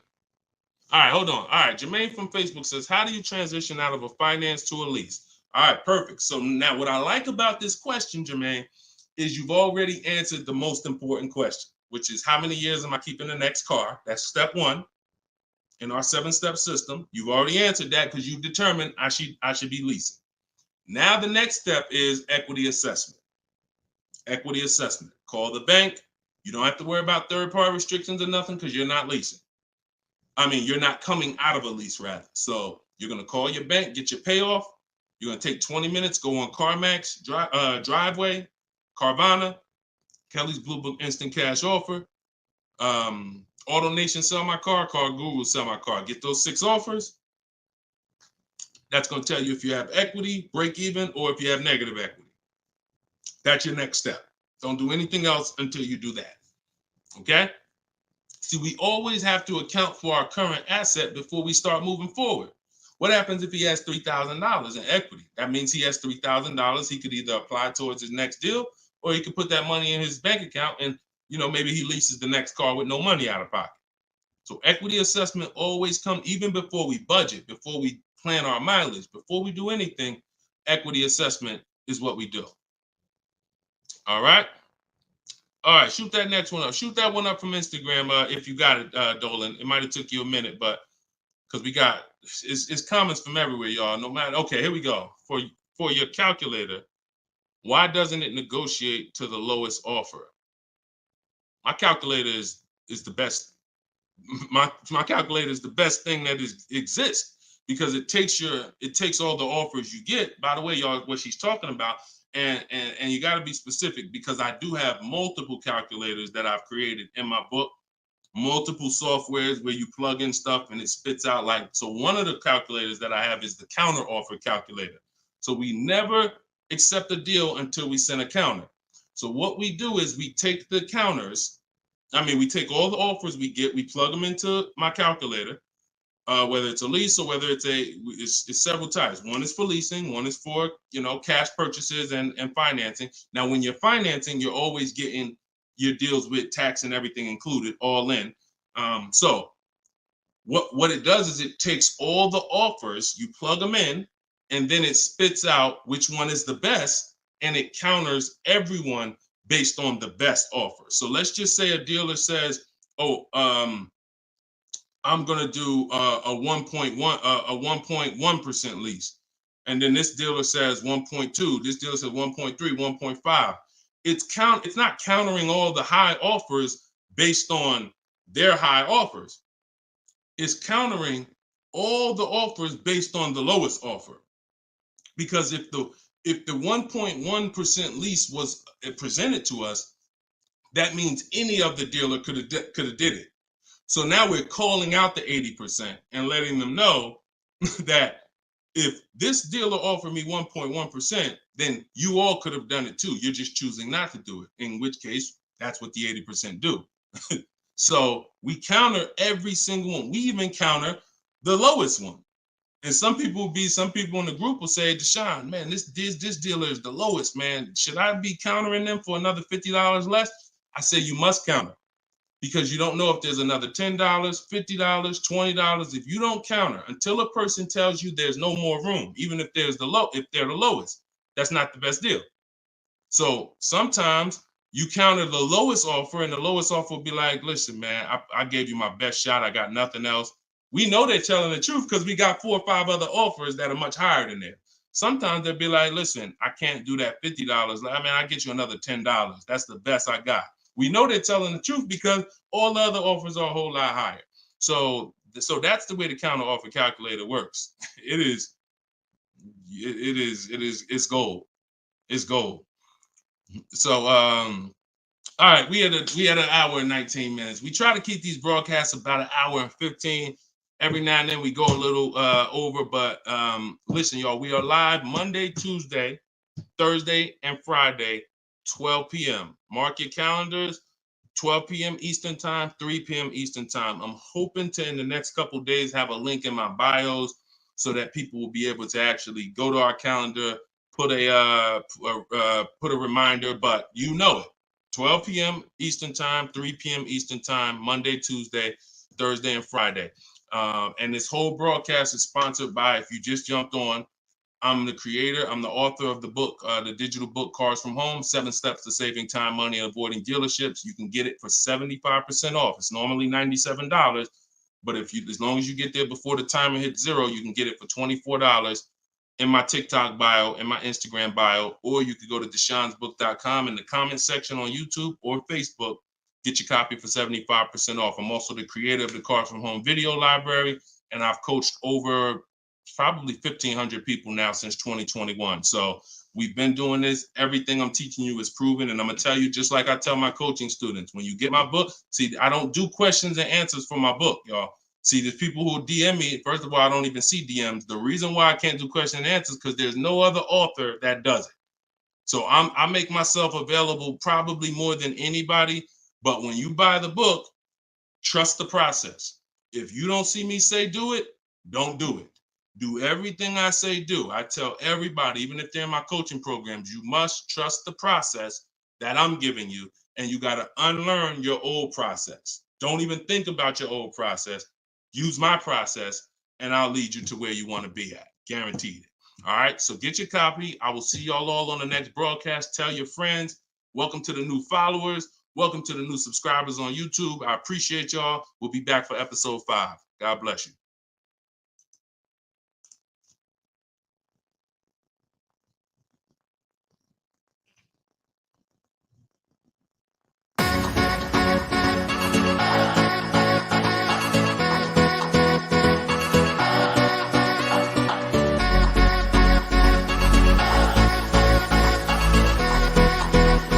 The worst possible thing you could say when you walk into a car dealership. I spent 5 years with Mercedes-Benz, 5 with General Motors, and the worst thing a person could say when they walk in is, if you could just get me to this payment, we got a deal. So your loan's probably still like 19, which means you got to pay to get out. You're upside down. It's called negative equity.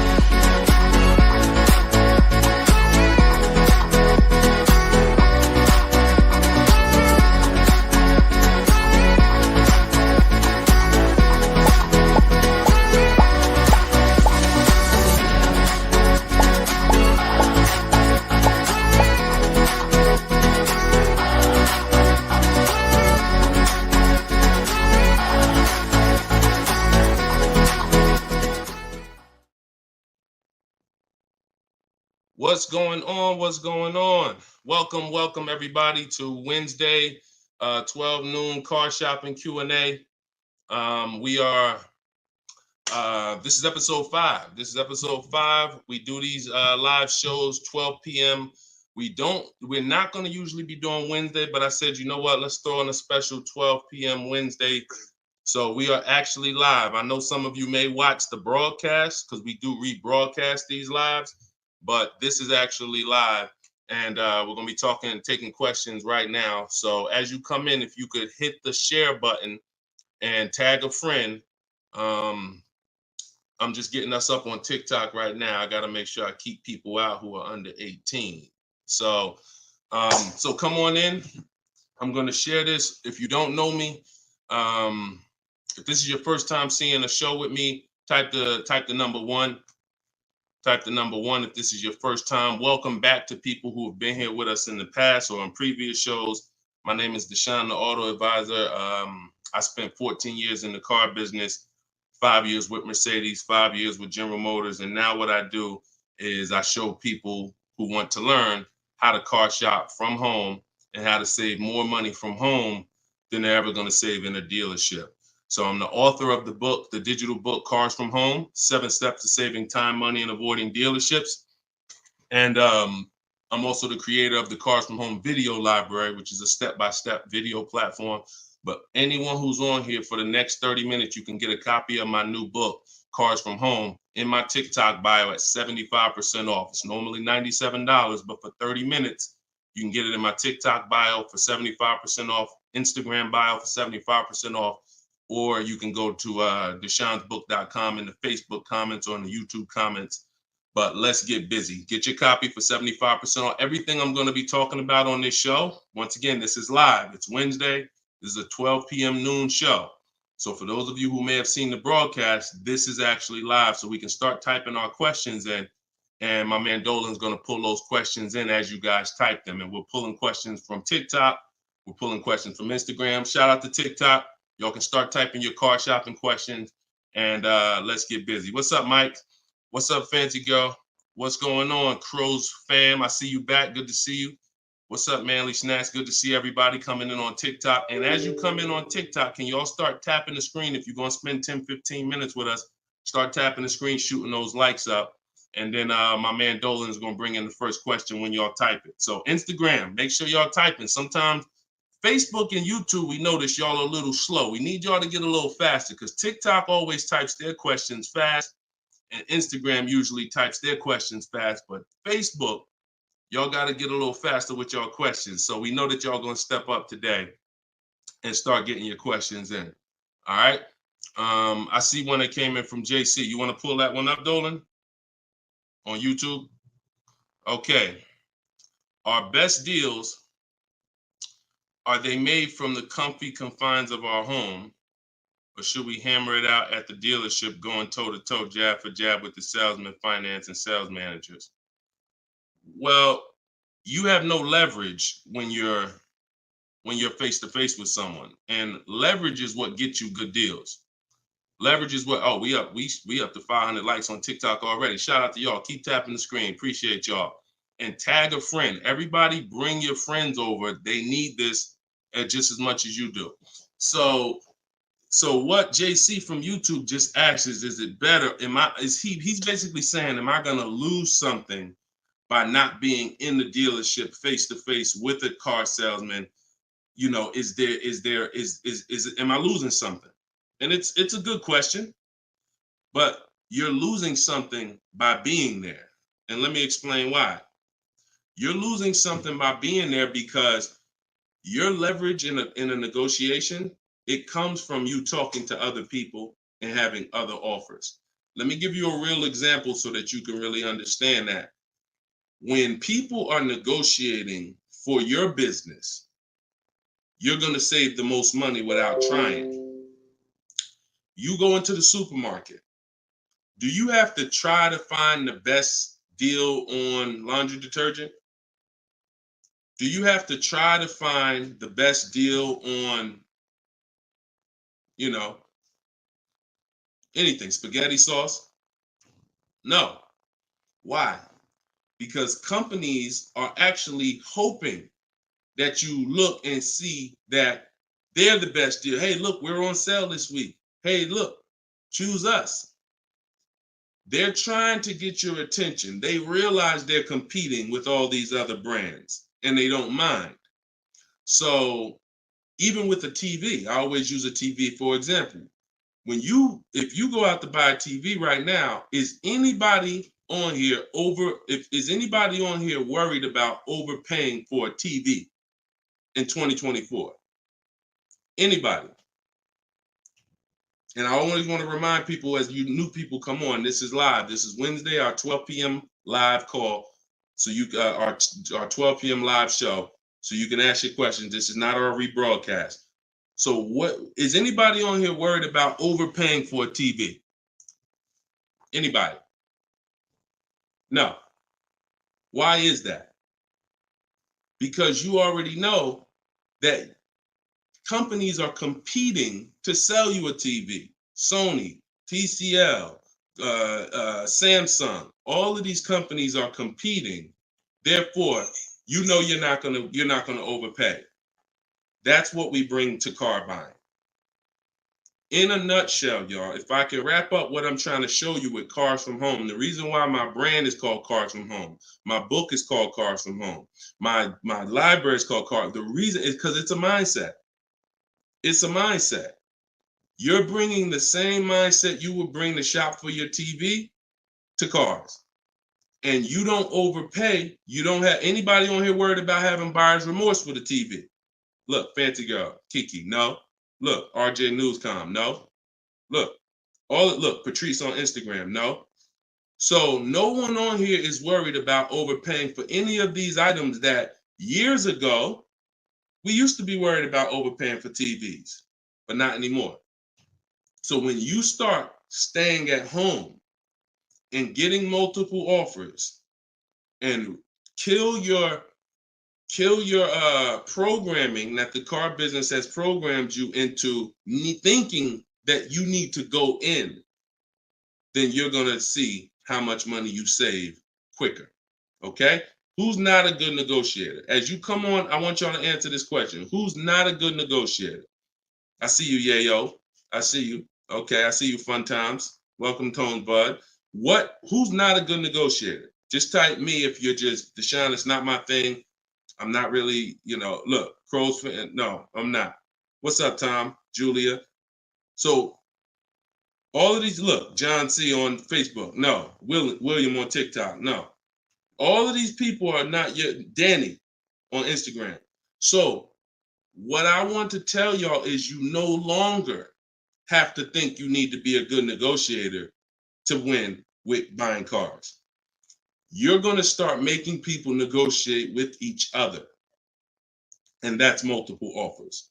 So if you're buying your next car and it's a new car, you're going to get at least 5 offers from 5 different dealers. And if you're leasing your new car, you're going to get at least 5 offers from 5 different dealers while you're at home. And if you're buying a used car, you're going to stay at home. You're going to look at the entire used car market on all the marketplaces. I teach 8 marketplaces. You need to be everywhere a used car is. These are like if you were buying a TV, to continue to use that example, you wouldn't just be on Walmart.com, but not be on Amazon. You wouldn't skip Best Buy. You wouldn't skip PC. Wherever there's a TV, you would be. It's the same thing. And y'all are going to save more money than you've ever saved, easier. This is how you take control and have your confidence, and you are empowered. Okay? So that's the answer to your question, JC. You don't lose by being at home making dealers bid. You lose by being in dealers going one-on-one. Okay, great question. Shoot the next one up, Dolan. All right, this one is Mr. Martinez on TikTok. Do they require a credit check with the request? Now, that's a good question. They'll make you think they do. Whenever somebody requests your credit for a quote, just know that that's a tactic. This is why you don't want to be in dealers talking. Remember this rule. Never talk numbers for a car in the dealership. Okay? Never talk numbers in the dealership. You want to only test drive the car. Now, it's a little different with a used car. New cars, leases, never talk numbers in the dealership because you have no leverage there. It's continuing to go back. You have no leverage inside the dealership.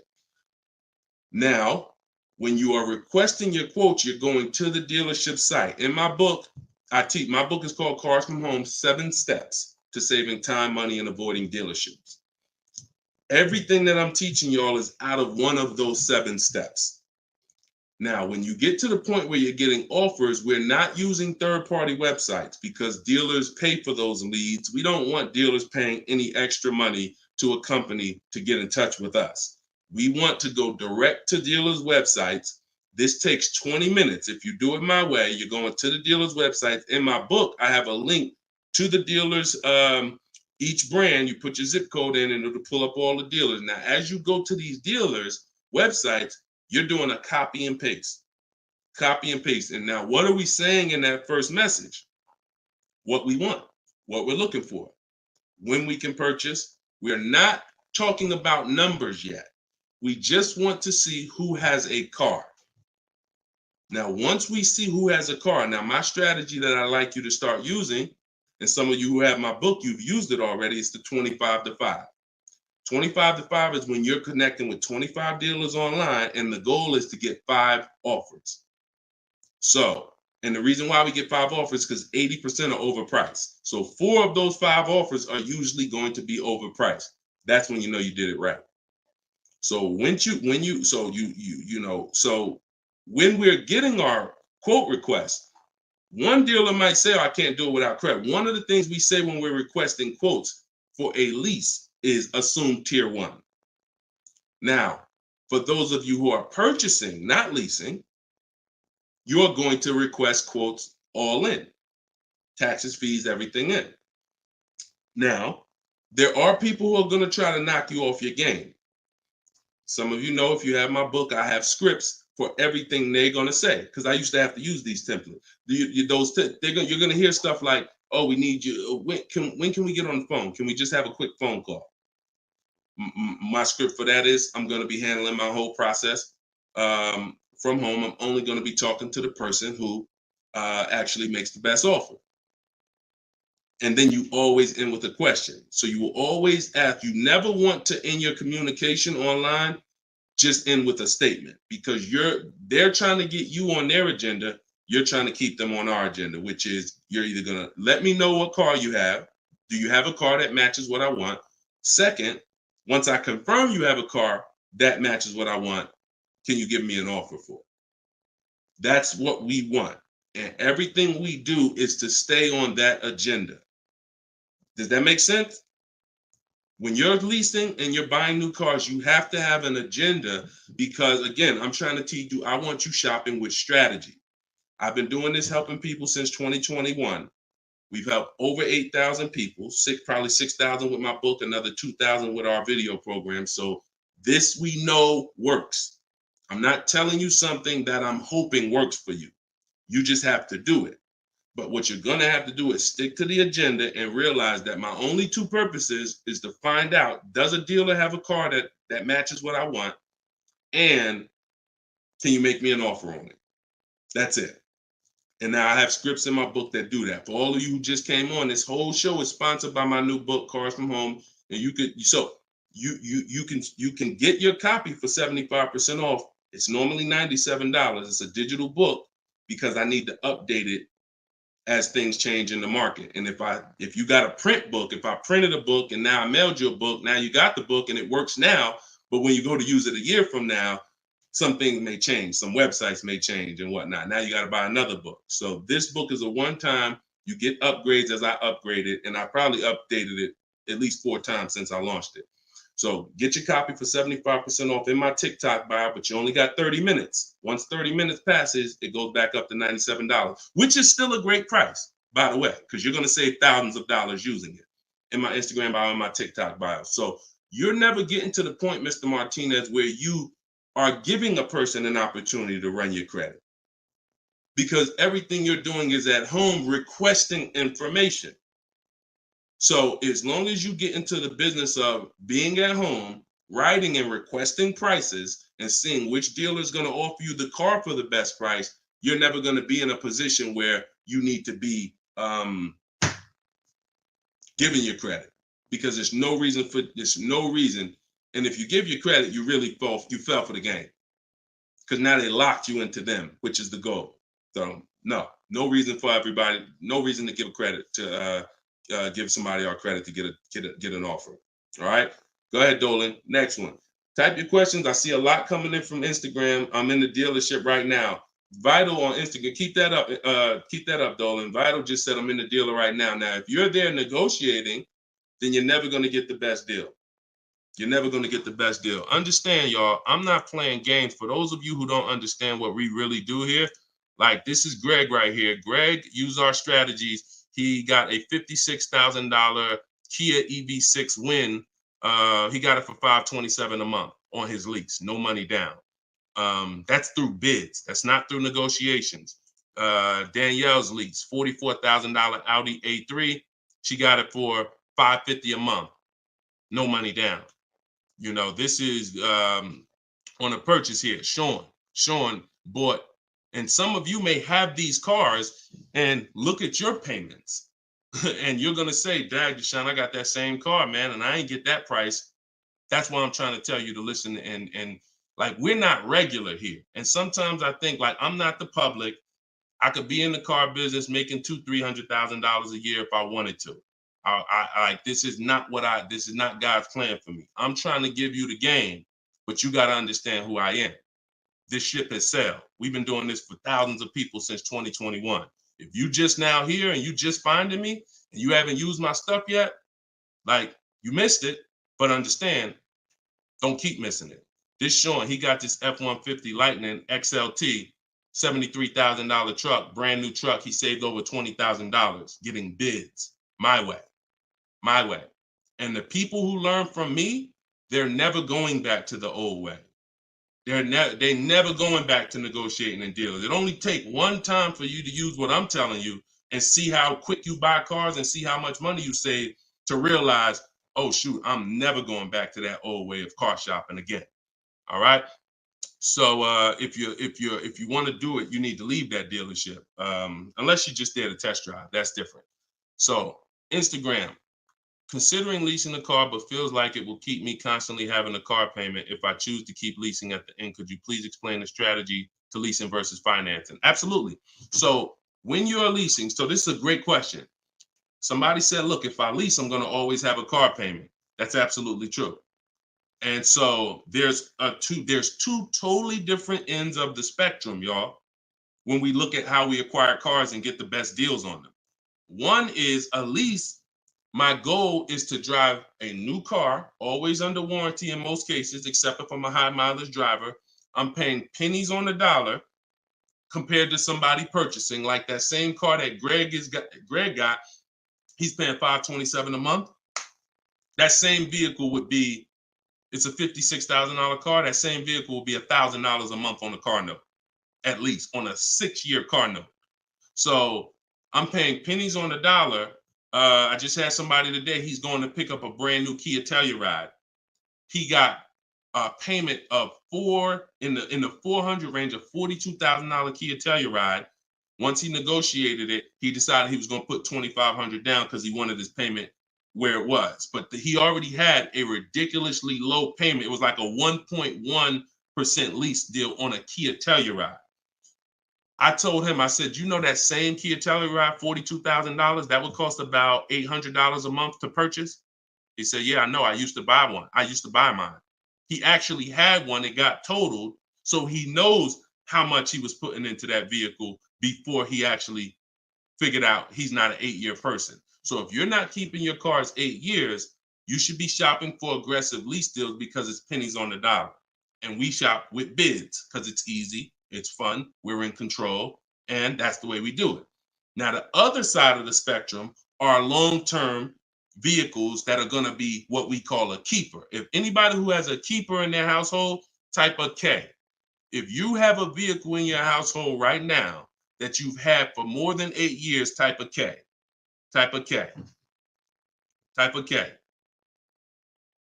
As you come in, y'all, if you're on Instagram, could y'all hit that paper airplane? It looks at the bottom of the screen.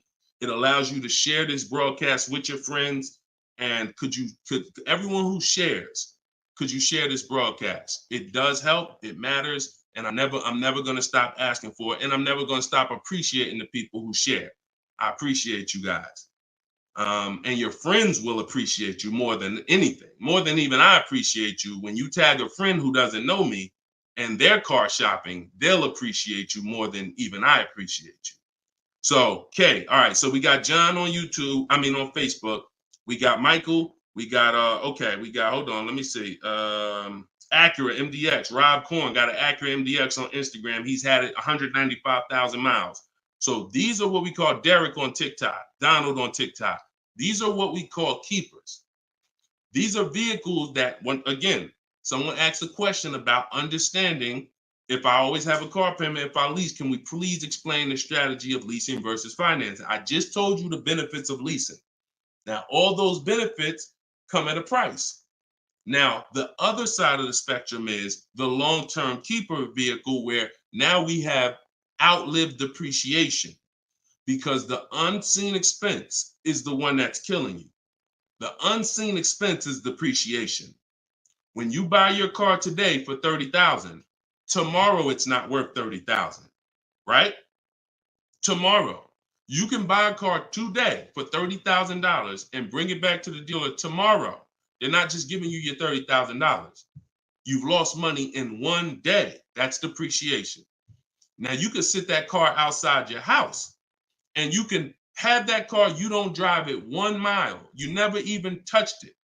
And you go out there and a year later, is it worth $30,000? No, right? You never told, but Deshone, I didn't even drive it. But you understand, it's not worth $30,000 anymore. It sat there for a year. Now it's probably worth $24,000. That's depreciation. So some of you have been trained to think, oh, well, I buy my cars because I don't want to pay for the mileage. What I'm trying to get you to understand is when you understand depreciation, you're going to see not only do you pay for the mileage, whether you buy or lease, you pay for the car whether you drive it or not when you buy. Does that make sense? Type clear if y'all are clear so far on this, on these principles. Because it's bad information that's been fed to you for all these years that, oh, you know what? I like to drive as much as I want. Oh, I like to do everything and I don't want to pay for mileage, so I'm going to buy. But what you're seeing now is, oh, shoot. If I drive no miles, my car is worth less. If I drive average miles, my car is worth even less. If I drive high miles, my car is worth even less. Depreciation. It's the unseen expense. So now our goal with purchasing the right way and picking whether I'm going to shop for great lease deals or whether I'm going to be a long-term keeper is to avoid where the depreciation loses us the most money. The most money. Look, right here, 3, 4, 5, 6 years, you're losing the most money. This is when you don't want to have bought your car and replaced it, because you're losing thousands and thousands of dollars every year. And now many of you have been taught it's okay to switch cars while you're in here, dropping. But going back to the keepers know, all right, I'm switching cars when my value is like this, my depreciation. So all of you who said out there that you got a car that you've had for 8 years, 10 years, 12 years, now you're gonna, here's what proves to you what I'm saying is true. The keepers, which is why I'm trying to get you guys out of that middle, all you 3, 4, 5 year people, 6 year, 7 year people that do not lease. You don't keep your cars long enough to outlive this depreciation, but you don't lease. You're losing the most money by far, thousands and thousands of dollars every car you buy in resale value, because you flip cars, try to trade them in while you just lost thousands and thousands of dollars. So on the other end, those of you who said, Deshone, I got a keeper outside, if that car today is worth $5,000, a year from now, it's probably going to be worth $4,800. That means you're no longer losing value like this. You're only losing value little by little, and you've outlived the depreciation. So your goal when understanding should I lease or buy is like, Deshone, okay, how do I avoid this? Well, if you're not keeping your car 8 years, you should be shopping for leases. Everyone who told you otherwise was wrong. I'm not going to say they were malicious, but they were incorrect. And unfortunately, I call them confidently incorrect. Dangerous. Being confident and incorrect is dangerous to you and others and everyone who's going to listen to you. So I'm telling you the truth based on numbers, that shopping for lease deals is here. If I'm not keeping my cars 8 years, I need to be shopping for great lease deals. If I'm going to keep my car more than 8 years, then I'm going to purchase and I'm going to make sure I get a car that's going to last 8+ years so that I can outlive the depreciation and win with long-term ownership. But I'm not stuck in the middle. Clear? Clear? Everybody clear before we move to the next question? JC said, my man hitting on all cylinders. I appreciate you, man. This is what we do, man. I've been doing this since 2006, man. I'm not new to this. I've been helping people save money on cars and make dealers bid for their business since 2021. And that's what I'm known for. Here in New Jersey, people know when I had my brokerage, Deshone is the person that helps people save money if you listen to him. If you don't listen to me, God bless you. I wish you the best. All right, so for all of you, cue the next question up, y'all. For all of you who just jumped on, this whole show is sponsored by my new book. Everything I teach is out of my new book. It's called Cars from Home, 7 Steps to Saving Time, Money, and Avoiding Dealerships. It's normally $97, but as part of our launch, you can get your copy for 75% off. It's a digital book. It'll be in your inbox in literally 3 minutes. And if you're on TikTok, you won't leave the broadcast, so you don't have to wait until the show is over to click the link in my bio, get your copy, and then you can come back and listen to the rest. Same thing on Instagram. And we got something in the comments for Facebook and YouTube. You guys can click the comment section, or if you're watching us on television, you can scan the QR code with your phone. All right, let's go, Dolan. Shoot that next one up, brother. Let's keep these questions coming, y'all. Keep typing them. And again, we're live right now, Wednesday. This is our Wednesday 12 p.m. live stream. I want to make sure I keep saying that because we broadcast these shows all day long so that some of you could tell your friends if they missed the live show, they can still see the broadcast. But right now, it's Wednesday, and this is our 12 p.m. live. So ask your questions. This ain't a rebroadcast. JC said, could you please share with us your insights on how to best eliminate dealer add-ons, addendum lists from the deal? Example, windows etching, low jack, nitro in the tires, Scotch guard. Okay, you name it, whatever. I always say this, and I have a video that has done well. It's been seen by several people, and it says we don't negotiate with dealers with fake fees. You can see what I need you to know is 80% of dealers are overpriced. 20% are trying to beat their competition and they don't mind competing. These are the best people in the world. These are the people you want to find and buy from. But there's 17,000 new car dealers in this country. There's 100,000 used car dealers in this country. Somebody tell Isaac on TikTok that we just answered that question.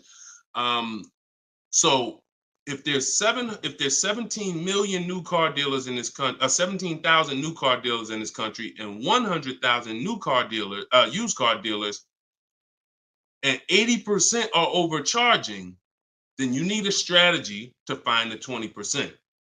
That's another reason why you cannot walk into a dealer and think you're going to get your best deal, because you don't know. You have a much higher chance of finding an 80% than you do a 20%. Does that make sense? It's more than likely when you walk into a dealer and you request a quote or you request an info, even the dealer that you've been buying from, they're going to say, it's more than likely you're dealing with an 80% dealer just based on the sheer numbers. It's not 50-50. And like I said, I've worked with 8,000 people since 2021. We have the data to show this is not 20% is who you're looking for. That's who we're looking for. So what we do is we need to sort for them. We're not looking to walk in. We're looking to stay at home and sort for them. The 80% are going to do what the 80% do. To answer your question, JC, I'm not interested in getting an 80% dealer to take off their fees because that's not what they do. Thanks, Carter's dad. That's not what they do. They charge fees. People pay fees. People who walk into them and buy the old-fashioned way. Your friends. Some of my friends who don't know me, most of my friends know me though now. So, pretty much everyone that knows me in real life uses what I teach. But some of your friends, pretty much any of your friends that ain't doing what we teach, they're out there walking into dealers. And the 80% are going to do what the 80% do as long as people keep paying it. As long as people, all right, man, well, look, you're going to have to take some of that off. It's made up to begin with. So how do I win if you're taking off $2,000 of fees you made up and then I think I won? How's that a win? So the tactic is, the worst kind of people are going to start so high. It's called padding the deal. So when you walk into the dealership, I'm padding the deal if I'm the worst kind of person. If I'm somebody who I bounce from dealer to dealer, I make a lot of money, but my customer service scores are low, but I make a lot of money, so I always have a job. Now what I'm going to do is you're going to sit down, and I'm going to say, all right, which car are you looking for? Which car are you looking for, Diana? All right, Miss Roberts. All right, here's what we're going to do. Okay, so it's going to be working out about $650 a month. All right, shoot, that seems kind of high. Here's the problem when you're in a dealer. You don't even know if $650 was the right starting point. Maybe the real starting point was supposed to be $550. But I'm going to start you at $650 because I know psychologically you need to think you won. See, pay attention to this. Pay attention to what I'm telling you. Selling you a car, the way the car business has programmed you, it's not about you winning. It's about making you think you won.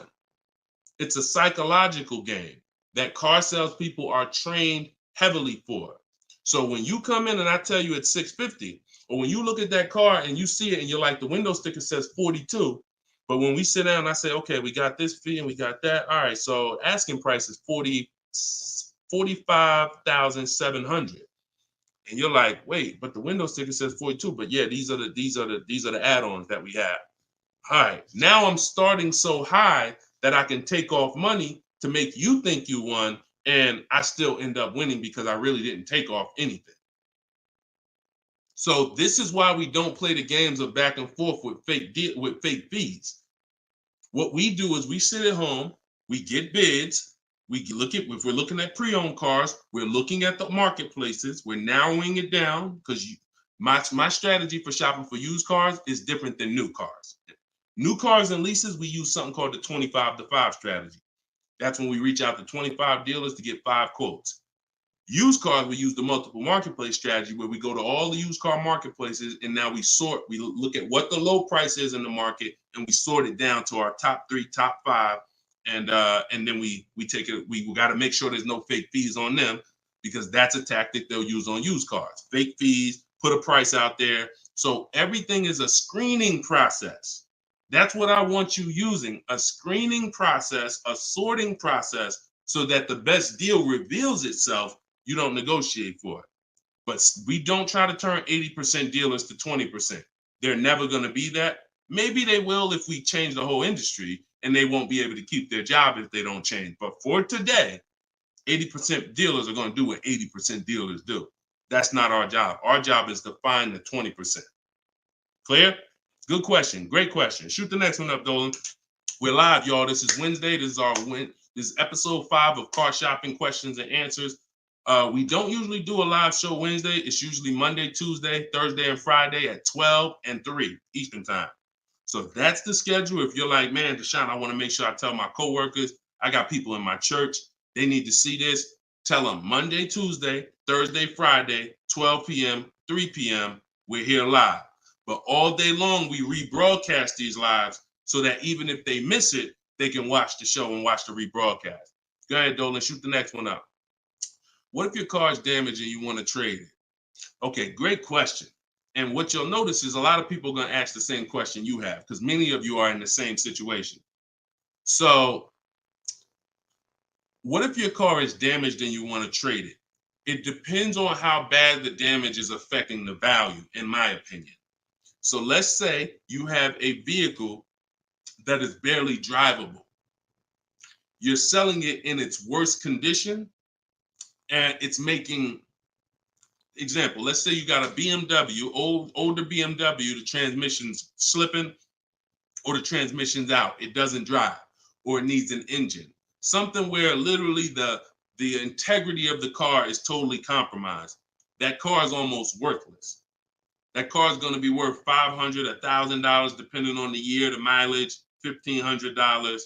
Meanwhile, if you put a used transmission in, this is why I'm an advocate. I preach you should always have a great local mechanic, a great local service shop in town that you use when your car has no warranty left. You must have this if you truly want to win, because these guys are usually 30, 40% of what a dealer is going to charge, because they don't have that overhead. So what I'm doing, if I got an older BMW, no transmission, a Nissan, no transmission, I'm going to get a transmission from a salvage yard and get a used transmission, a used engine, pay $2,500, drop that in, and then sell the car like that. And I can tell you that that's what my father did. Like, my father bought a GMC Envoy in 2009, maybe 4 years after he bought it in 2013. So it was 4 years old when we got it for him. Then maybe 3 years after that, the engine went. So he got a used engine.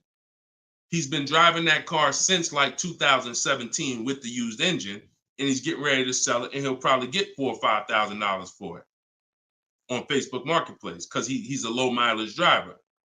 So you see how literally he could have went from switching a car when it was in its worst condition taking a loss for it versus investing the right money with the right person, getting the right engine, right transmission, drives it for a couple more years, and then can still pull a couple $1,000s out of it. Y'all clear? Y'all see how? Y'all see that? Type dollar signs if you understand that. That's the win right there. Not taking the loss and saying, all right, let me just get out of this car, it doesn't drive, and just taking the L. Big financial loss. Now, if you don't have major damage, then I wouldn't say fix it. If you're gonna go and you got a couple nicks on the car, then it might cost you $500-600 to get the nicks touched up, but then the value of the vehicle only changes by $500-600. So it was really a wash. You put 500 out, the car's worth 500 more. You want to only repair stuff that when you spend the money, you get double back what you spent. I put 2,500 in, it increased the value of my car by $5,000. And that's typically my opinion and my rules on how I like to operate when it comes to damage. Yes, I'm actually live right now. And why is your name the Auto Advisor? We got the Auto Advisor on TikTok. Go ahead, shoot the next one up, Dolan. All right, this one from YouTube. Alberto Romo. My car has some equity. Dealer called me if I want to trade for a new one. Car has less than 30,000 miles. Should I do it? Who's getting calls from dealers right now begging them to come in and look and let them buy your car? Who's getting calls? Who's getting emails? Who's getting letters right now from dealers? Fancy Girl Kiki said me. You're getting calls. You're getting calls. You're getting emails. You're getting letters. Hey, Ruben, we'd love to buy your car right now. Hey, Isaac, we could get you out of your car early. Come in right now. A lot of you, right? I see a lot of you. The reason that's happening, look, he's saying lock on Instagram, me. So the reason this is happening, y'all, is because they're depending on you letting the dealer be your first offer for your car. Now, see, dealers know they're getting outbid right now. They're not able to buy as many cars as they used to because people are getting used to,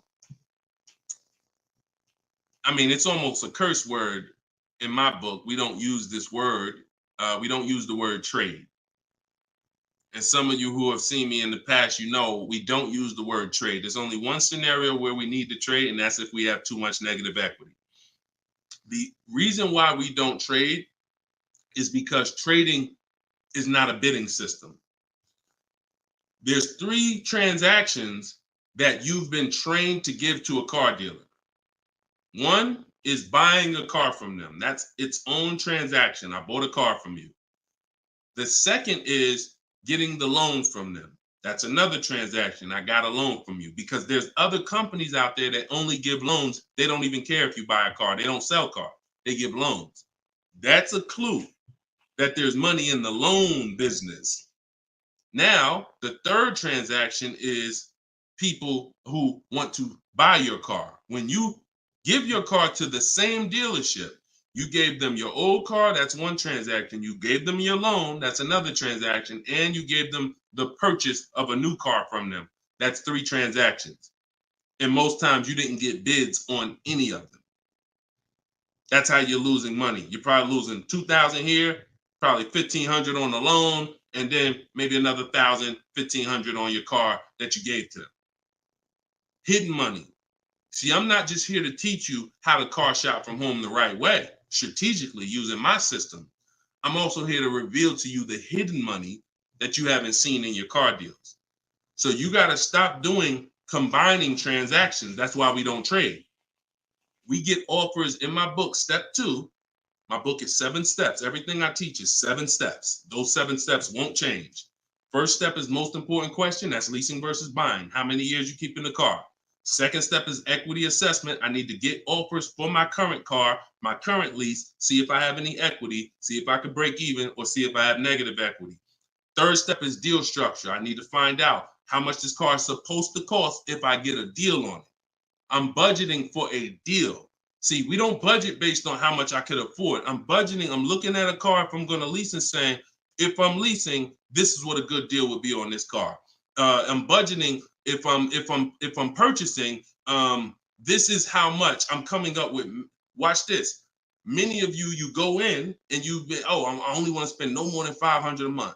Or hey, I only want to spend no more than $30,000. You end up spending $570, or you end up spending $31,500. Or they say, hey, yeah, we got you to $30,000, but what about the taxes? All right, well, I guess I'll just put that on a credit card. So you end up going over budget because you shop with your max budget in mind. We never shop with our max in mind. We shop with multiple goals below our max so that we always, no matter where we land, we're under our max budget. That's step 3. Step 4, we do something called shopping, not buying. We don't mix the two with my system. Shopping is deciding what you want.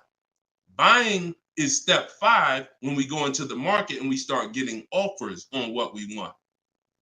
But when you get to step 5, you're in the market getting offers. Step 6 is paperwork and protection. All that paperwork that you need to know. All right, yo, do I need this product? Warranties, all of that is step 6. And then step 7 is delivery. So everything I'm teaching you falls under one of those 7 steps. And I'm trying to get you to use a system instead of winging it. If you don't wing it, you'll be fine. But step 2, Alberto, is the equity assessment, where you're getting offers to find out what your car is worth. You can give the dealer an opportunity later to beat it, but you need to know. That's why we don't respond to those. Hey, come on in. Let me look at your old car. Let me buy your old car. Hey, come on in. Let me see. You need to call your bank for a payoff, and you need to go to CarMax, Driveway, Carvana, Kelly's Blue Book Instant Cash Offer, AutoNation, Sell My Car, Car Guru, Sell My Car. Take you 20, 25 minutes to do your equity assessment, and you got real cash offers that you'll know if I have equity in my car, and you'll know these people can cut me a check in an hour. And now let me go prepare to shop for my replacement car because these companies already bid on my old car. Type clear if y'all are clear on that. That's the equity assessment. That's my 7-step system. That's why my book is called Cars from Home, 7 Steps to Saving Time, Money, and Avoiding Dealerships.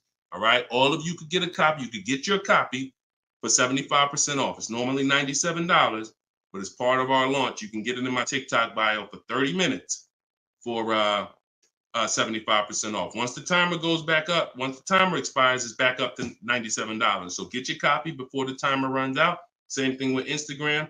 Go to my Instagram bio. You'll have it 3 minutes and you come back to the show. And if you're on Facebook or YouTube, we got links in the comment section for you. All right.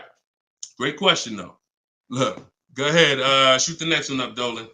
Oh, it said, this man, bro, spitting gold fire for real. I hope this isn't going over anyone's head. Me too, bro. Listen, me too. Keep that question up. Fancy girl Kiki from TikTok. But me too, bro. Like I'm sitting here, man, and I pray every day that the Lord help me to look. I want you to even see. I gotta unlearn. That's why I represent this brand. I got to unlearn. Like I have been programmed, and the people who programmed me have actually programmed me because they make more money by me staying programmed. So some of you, it's unfortunate, are not going to spend $24. You're not going to spend $24. Now, I had people get the book for $97. It's people that might be on here that say, man, I got the book before we even had this sale. $97. But some of you are not going to spend $24 to get the book. But you want to go into a 5-figure transaction. A 5-figure, $10,000, $50,000, $100,000, some of you who are buying luxury vehicles and exotics transaction. But it's something about not, and that's just unfortunate. All right, Fancy Girl Kiki from TikTok. Is it true that you can have your down payment go towards your payments? So, all right. So when we're working out our loan, again, this is still combining the loan and the purchase of the car. Because when you're actually trying to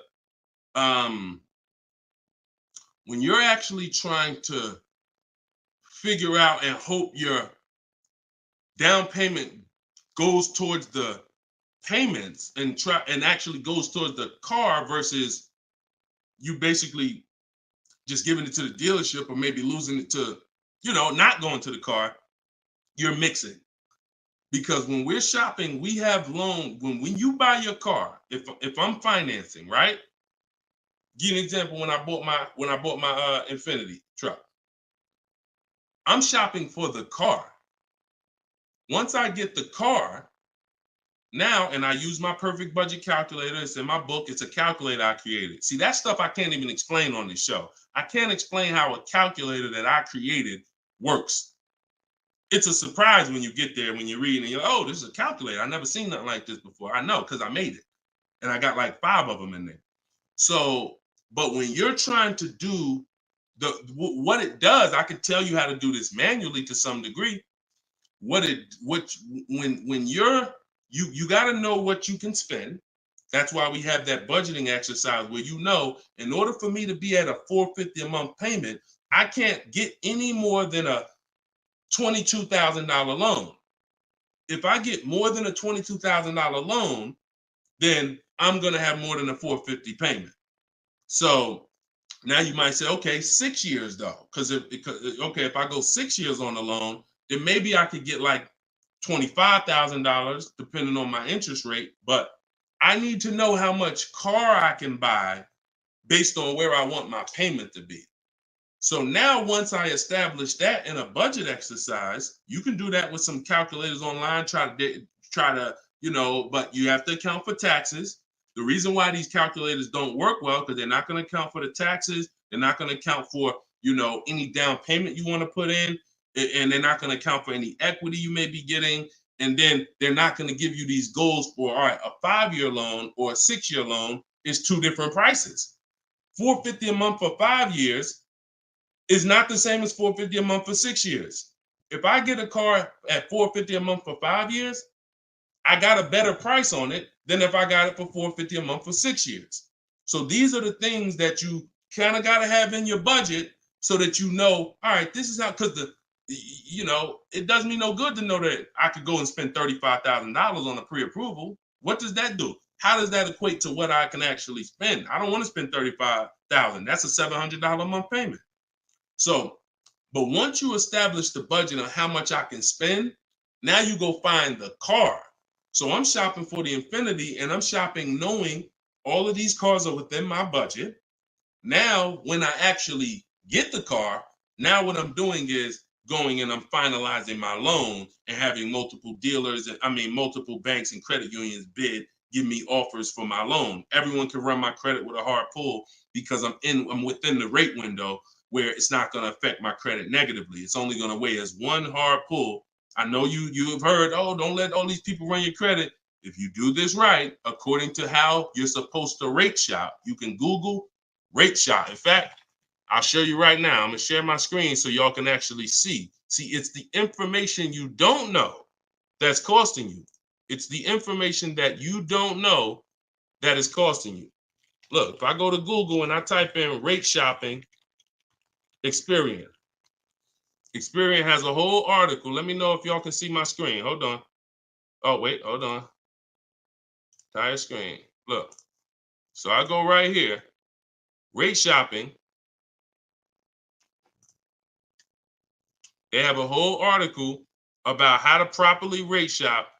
And let me see. Look, the FICO score window is 14 to 45-day period, depending on which version is used to calculate the score. So we do it in 2 days. We do it in 2 days. So we don't even use the 14-day window. That's why we don't let anybody run our credit with a hard pull until after we already find our car. So now you come in and you are I'm letting all these people run my credit to get their offers for my loan, their offers for my interest. And then what I'm doing is whoever makes the best deal there, I'm calling the dealer and I'm giving the dealer an opportunity to beat it. Because the dealer has another 7, 8, 10 banks that they might, let me see if I can beat that because I like to earn the business. And that's what I call the bank bidding war blueprint. So I'm putting that when you get my book, you actually get the bank bidding war blueprint because I haven't combined it with my book yet. It's going to take me probably about 30 days to combine it into my book So I just send the book and I send the bank bidding war blueprint. That strategy right there is called the bank bidding war. So we're not worried about if our down payment's going to go to the car, because our loan is always worked out with the bank, not with the dealership. Okay? Separate these things. When you start separating these things like I want you to, you're going to see I can't get into the same trouble I used to get into. Okay? Go ahead, shoot the next one up, Dolan. Great question. Are you even actively selling cars, or are you just selling books now? No, we're all in the education business. I haven't sold cars since 2020. TikTok, what's the best way to approach a used dealership? From home. All the marketplaces. So you don't want to, if you're shopping for a used car, you cannot afford to miss a place where a used car is. What does that mean? Car Gurus, Auto Trader, Carfax.com, CarMax.com, Carvana, Driveway, eBay Motors. There's 8 marketplaces that we use. Vroom used to be on there, but Vroom's out of business now. So, and we don't use, people will say, why don't you use Auto Tempest because it pulls inventory from all of it. We don't use a third-party site, because what it's doing is pulling, it's not going to pull all the inventory, because no one's going to give this third-party site permission to just pull all their inventory, and now people start going to the third-party site instead of coming to them. So we just go direct to the marketplaces. And then the first thing we're doing, once we know our budget and what we can spend, we're going and we're looking for our car. But we are not going, the first thing you need to do if you want to get, y'all know, like, what I'm famous for is teaching people how to get below market deals from home. Below market deals. When you're getting below market deals, you have to realize there's 2 other categories of most people paying. Some of you have been paying market value. Some of you have been paying above market value. So below market value means there's 2 categories that we want to buy below what they're paying. Okay? So we got to have that in our mind. Below market. Like when you look at Eddie. Look at Eddie. This is 2023. This was last year. Still coming out of low inventory. He got a 2023 Camry hybrid. And the hybrids last year, they were on fire. On fire. Like, so they were still charging $2,000, $3,000 over sticker price for the, he got $2,086 under MSRP getting bids. That was his lowest bid.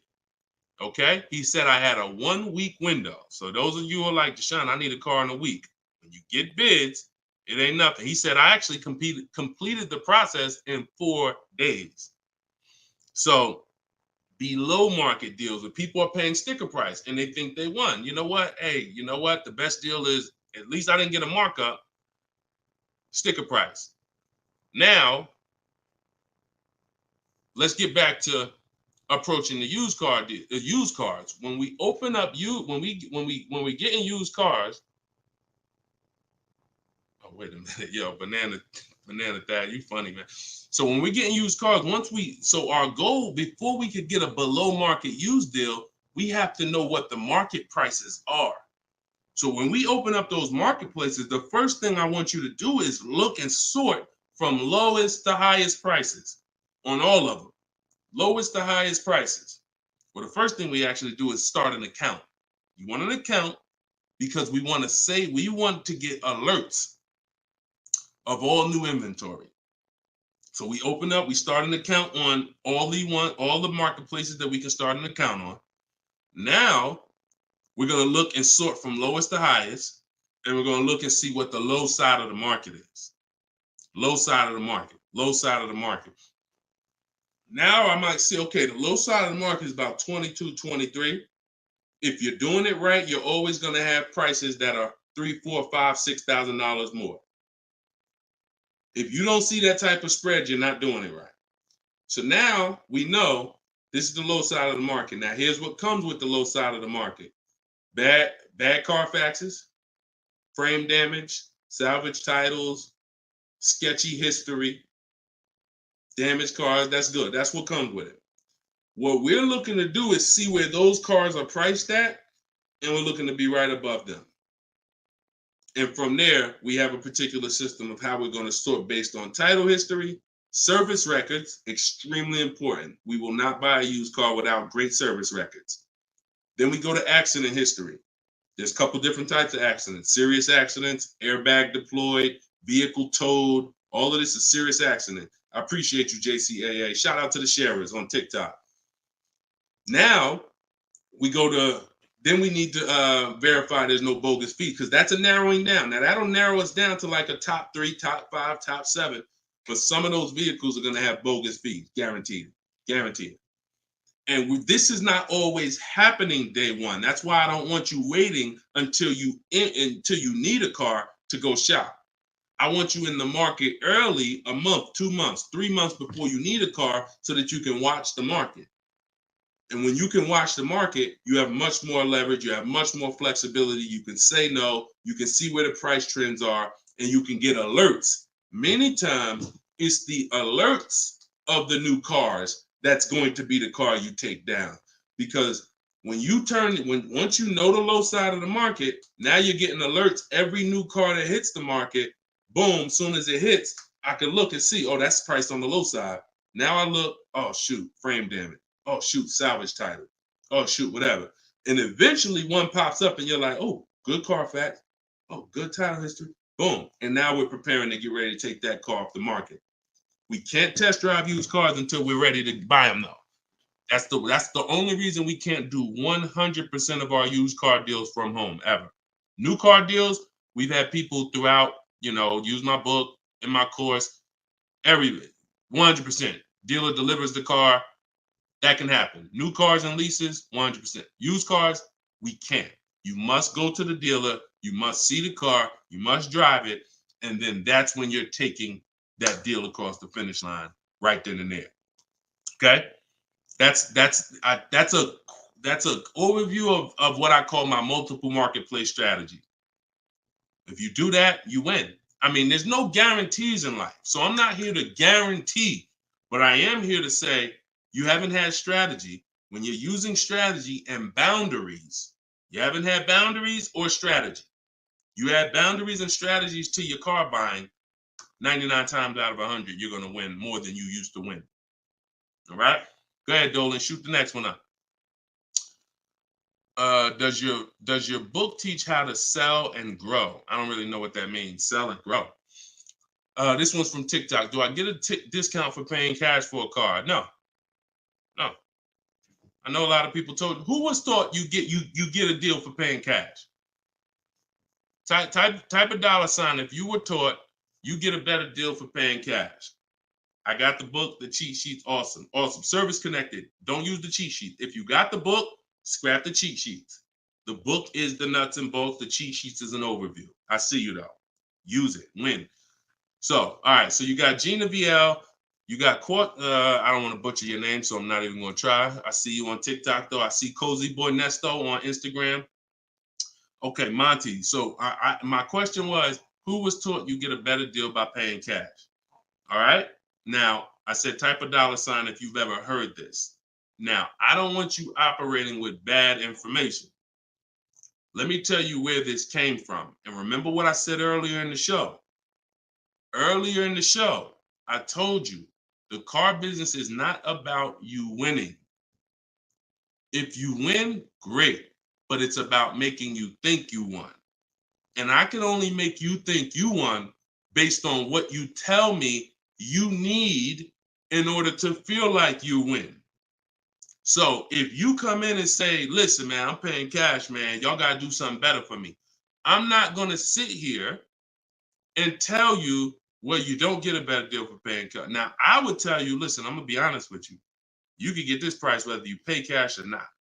So, like, there is no, but somebody who's like not going to be willing to go and tell you that, they're going to make it look like, all right, I got to make you think that the deal I'm giving you is because you pay cash. This originated from when dealers used to finance cars.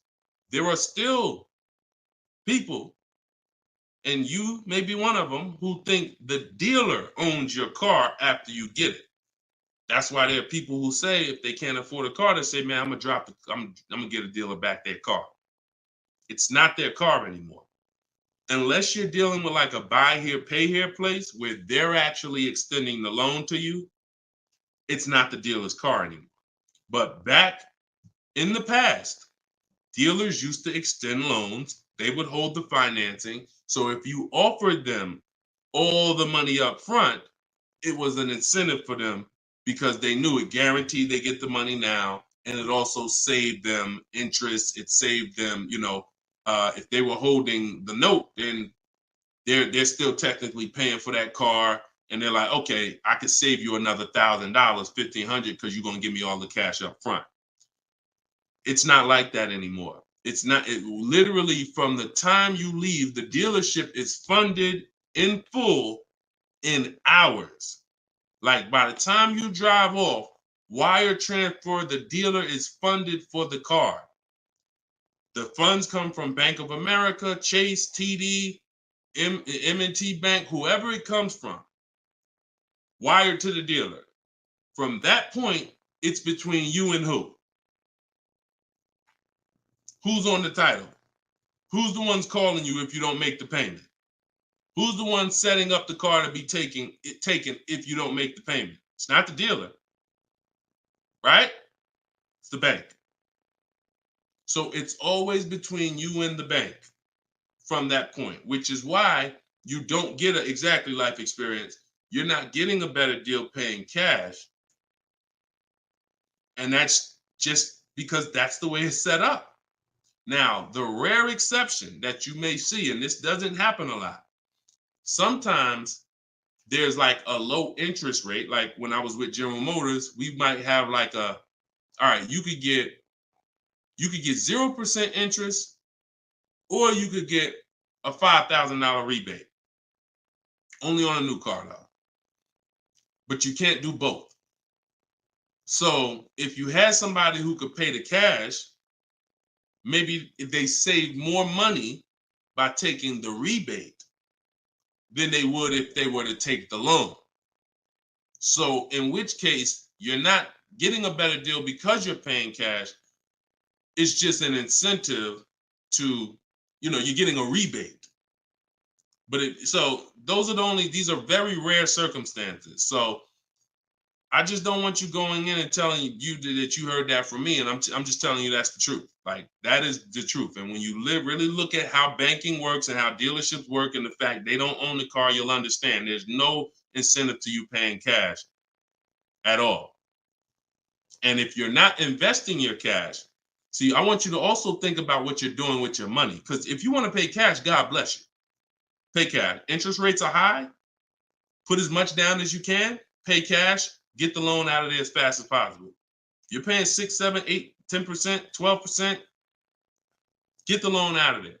Pay it off or make a large down, only finance a small portion of the car. But if the rates are low, which at some point we do believe rates will be low again, or I always tell people in the bank bidding war, you got to check, see if there's any special interest rates. There might be 0%, might be 1%, 2%. So if those instances exist, there are people who your money's invested. You're getting 8% on your money. You're getting 6%. You're getting 10%. You're in real estate. You're getting 15%. It makes no financial sense to take that money that's earning money for you out and put it into a car that is going to lose money for you. That $20,000, $50,000 you put in the car is going to be worth half of that in 3 and 4, 5 years. 5 years, it'll be worth half. So these are the things I talk about. I don't believe in one size fits all car advice, y'all. That's why I'm always saying it depends on this situation. If you're this type of person, if you're keeping your cars 8 years, you should be buying. If you're not keeping your cars 8 years, you should be selling. You should be leasing. A lot of people think, okay, Deshone, you talk about leasing a lot. I talk about leasing for people who are not keeping cars 8 years because they've been taught that they should still be buying. But I'm putting you in the strategy that's custom to your life versus what you've been hearing, which is people telling you, hey, do what I do. Only buy used cars, pay cash for them.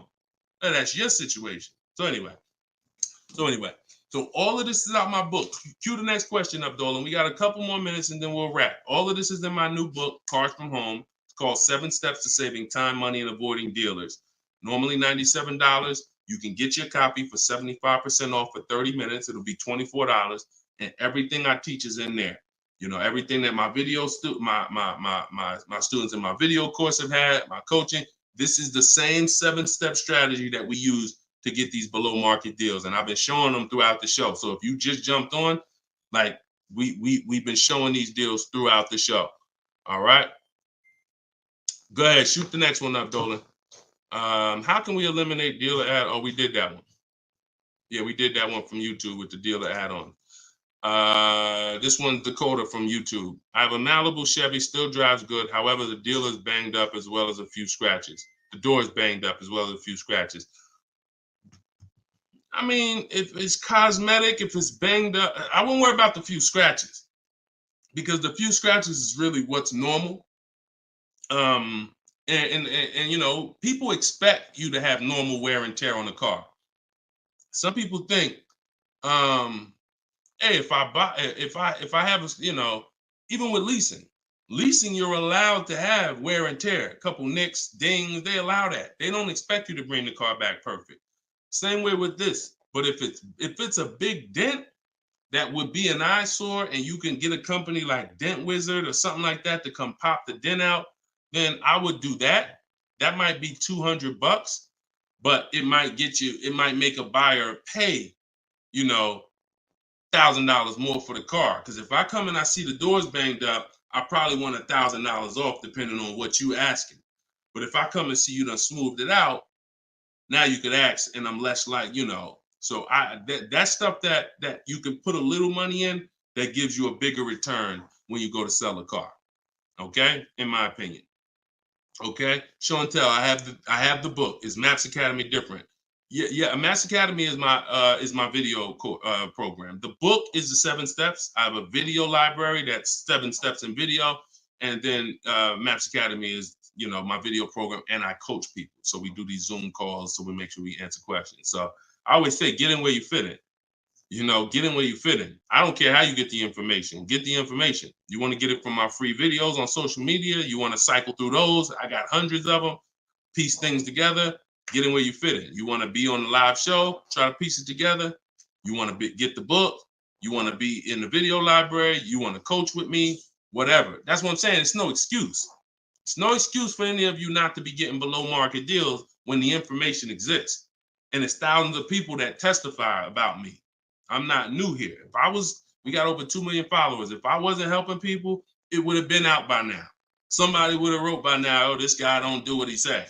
I got thousands of people around this country, testimonials, hundreds that we done just grabbed, boom, boom, emailing us, yo, look at my deal, look at my deal. So it's just, you are just now discovering what we do. But understand, we've been doing this. All right. All right. All right. Go ahead. TikTok. What would be the sweet spot year in buying a used large SUV, Suburban, or Expedition? Much as you could afford. You see, so when you look at quality, this is why I like to have multiple goals. Because what I like to do is I like to have a goal, right? 5-year loan, no down payment. That's one price. 6-year loan, no down payment. That's another price. 5-year loan with the money, you know, I might say, okay, if I have to, I can put $5,000 down. You know what I'm saying? Some of you, that's realistic. That's how you look at it. Man, if I have to, I got $3,000 I can put down. If I don't have to, I don't want to. That's why when you use my perfect budget calculator, which is in my book, step 3, when we're budgeting, we're deal focused budgeting. Here's what you want to know. If I want to be at $450 a month, how much is $450 on a 5-year loan? No money down. All right, that's one purchase price. Now, second tier, $450 a month, no money down, 6-year loan. I told you I pay more if I had $450 for 6 years than I $450 for 5 years. So that's the next step up. Then I say, okay, 5-year loan using my down payment money. And then my max budget would be 6-year loan using my down payment money. But understand, I'm still under my max budget. I don't care if I have to go, and then we have another step where some of you have an old car. You have an older car, you're going to be selling it. You got 3,000 equity, you got 5,000 equity. That's also in there. So then it'll be no down payment, no equity. No down payment, no equity, 6 years. Down payment, no equity. Down payment and equity. See, all of this is below my max budget. Once I do a 6-year loan, my down payment and my equity, I'm not mad because I'm still under my max. Now, if I go above that now, if I wanted to do 5 and now I'm doing 6, or if I want to do $450 a month and I'm doing $480, now I've gone above my max budget. So my system for purchasing, we use this for new cars, used cars. Anybody who's getting a loan, this is what we do. This is in my book. My calculator generates those 6 goals for you. So when we say sweet spot, my first target is that first goal. That's my first target. When I went shopping for my Infiniti, I was looking for a car under that first price. Couldn't find it. Jumped up to the next tier. Couldn't find it. Jumped up to the next tier. And it was my 4th goal is where I found this one at.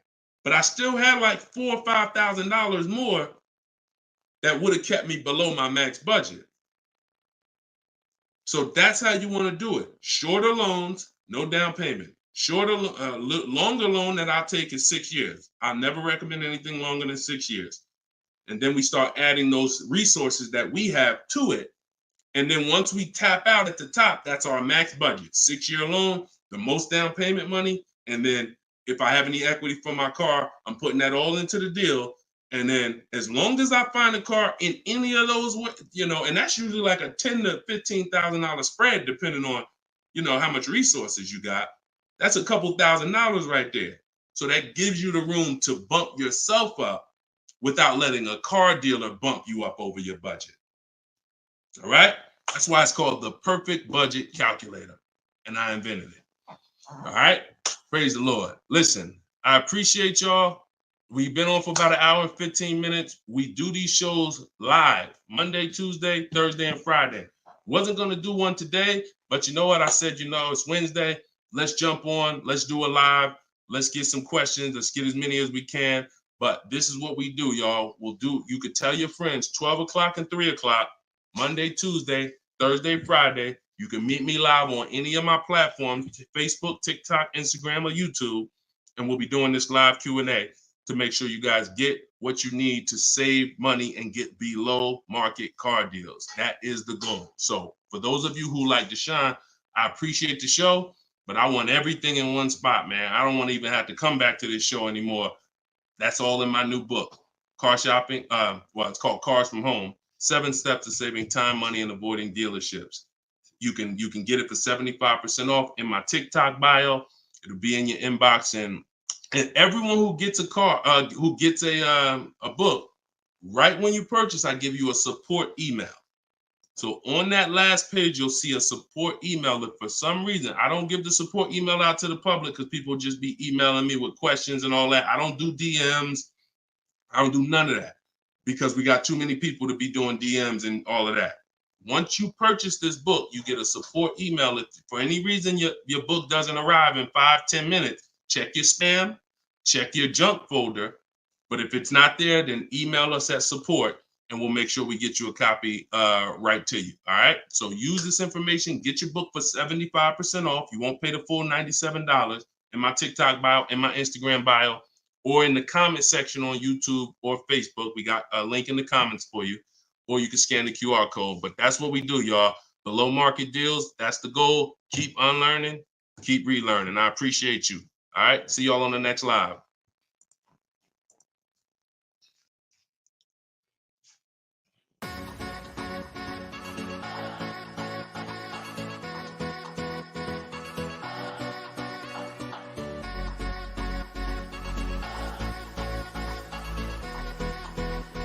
The worst possible thing you could say when you walk into a car dealership. I spent 5 years with Mercedes-Benz, 5 with General Motors, and the worst thing a person could say when they walk in is if you could just get me to this payment, we got a deal. So your loan's probably still like 19, which means you got to pay to get out. You're upside down. It's called negative equity.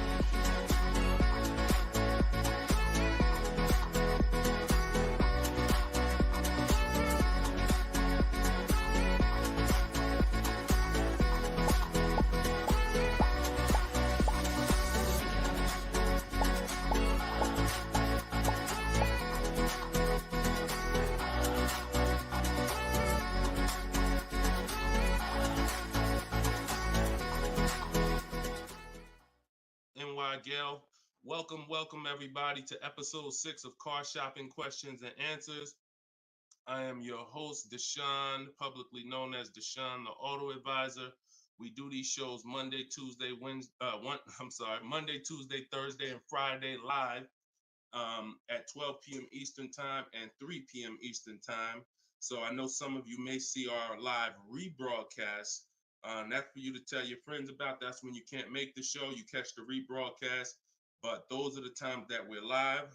If you don't know me, I'm the author of the digital book Cars from Home, 7 Steps to Saving Time, Money, and Avoiding Dealers, currently rated 4.94 on Goodreads.com. So thank you to everyone who has reviewed the book, the digital book. All of you can get the copy for 75% off during the show for the next 30 minutes. You'll see when you click the link in my TikTok bio, there is a link, there's a button for you to get 75% off. So you won't pay the normal $97 price. Same thing with Instagram. And you guys on Facebook or YouTube, you can click the button in the comments and you can get your copy. So come on in, start typing your questions. We do this, we do rapid fire Q&A. I see a lot of people coming on the TikTok, and we got Dolan pulling questions. So no matter where you're watching us from, type your questions and we're going to pull them into the live show and we'll get them answered right now. All right. So I'm excited about this show. I see we're continuing to see people getting below market deals. If you don't know that the goal is for you to get below market deals, and the goal is for you to not spend more than 30 minutes in a car dealership. I spent 14 years in car dealerships. So you're not learning from somebody who's just like you. I'm just like you in that, I buy cars, I lease cars. That's the way we're similar, but I'm an insider. I'm an auto industry insider. My business for 14 years plus was in car dealerships. So start typing your questions. Let me tag everybody on Facebook and let's get down to business. Okay, whenever we get the first one, Dolan will put it up. Let me just tag my people here on Facebook. All right, there we go. Okay, what's up, Skinner? Good to see you. What's up, Angel? What's up, Jill, man? Good to see you. Yep, what's up, Jason? Great to see you. All right. Brother said he's been doing. Oh, what's up, Auto Advisor? Good to see you. Absolutely. All right, y'all got to type fast. I know you probably, and try not to make your questions long. Try to get all your question in one shot, but try not to make it too long where it can't fit in. All right. This one's from TikTok. Isaac from TikTok said, best current APR rate for tier A1 credit. So the best APR is always going to come through getting bids. Now I know this is new. This is new to most of you. But getting bids is how you're going to get your best and guarantee your best car deal, your best loan. So I'm going to lay out this process we call the bank bidding war. And if you follow this step, you'll be able to have 10, 15, 20 banks and credit unions bidding for your loan. And then you'll be able to pick the best one. And the way you do this is extremely important, because if you do this right, then it's only going to have the same effect on your credit score as one hard inquiry. So think about what we're saying. We're going to allow multiple people to access our credit with hard inquiries, but at the end of this period, after we get our card, the weight on our score, the effect on our credit score is going to be one hard inquiry. So the first thing, there's 3 rounds in the bank bidding war. The first round is to always check and see if there's any special interest rates or special promotional rates that are being advertised for the car you're looking for. So let's just say you're shopping for a, Kia Telluride. You're gonna now check and see, is there any special interest rates? 0%, 0.99%, 1.99%. All of these rates are like a finance rebate. That means there's no bank or credit union that's going to beat them. So this is the first round. So if we do get a special interest rate there's no reason for us to even shop for interest rates other than that. Because again, no bank, no credit union is beating 1.99, even 2.99. Now, here's what you have to check when we do that. How long is that loan? Because some people might give you 1.99, but it's only for 36 months. And some of us are not going to take a loan for 36 months because the payment's going to be too high. You might need a 5-year loan or a 6-year loan. So we're not just looking for if there's a special interest rate, we're looking for what is the term. Shout out to everybody coming in. This is our Thursday, April 18th, episode 5, live car Q&A. So we're actually live right now. This isn't a rebroadcast, so you can come on in and start typing your questions. And we're talking thousands over here, not hundreds. Okay, so that's round 1 of the bank bidding war. Now, let's just say we do that and there's no special interest rates. Now we're moving on to round 2. But round 2 comes after we find our car. So once you find your car, no one has touched your credit with a hard inquiry yet. Pay attention. You have not heard me say at any time hard credit pull at all. When you're shopping for your cars, no hard credit pull. Nobody's running our credit while we're shopping. Once we find our best deal, once we find a dealer that's going to sell us the new car for the lowest price, we lock up that car, usually with a deposit, reserve it. And now what we're doing is we're telling the dealership, I'm going to take this buyer's order. You're going to get a buyer's order. You're going to come home. And now you're going to now the second round of the bank bidding war is about to start. You're going to come home. You're going to call your bank if you have one, or your credit union. This is when you're going to let them access your credit. Because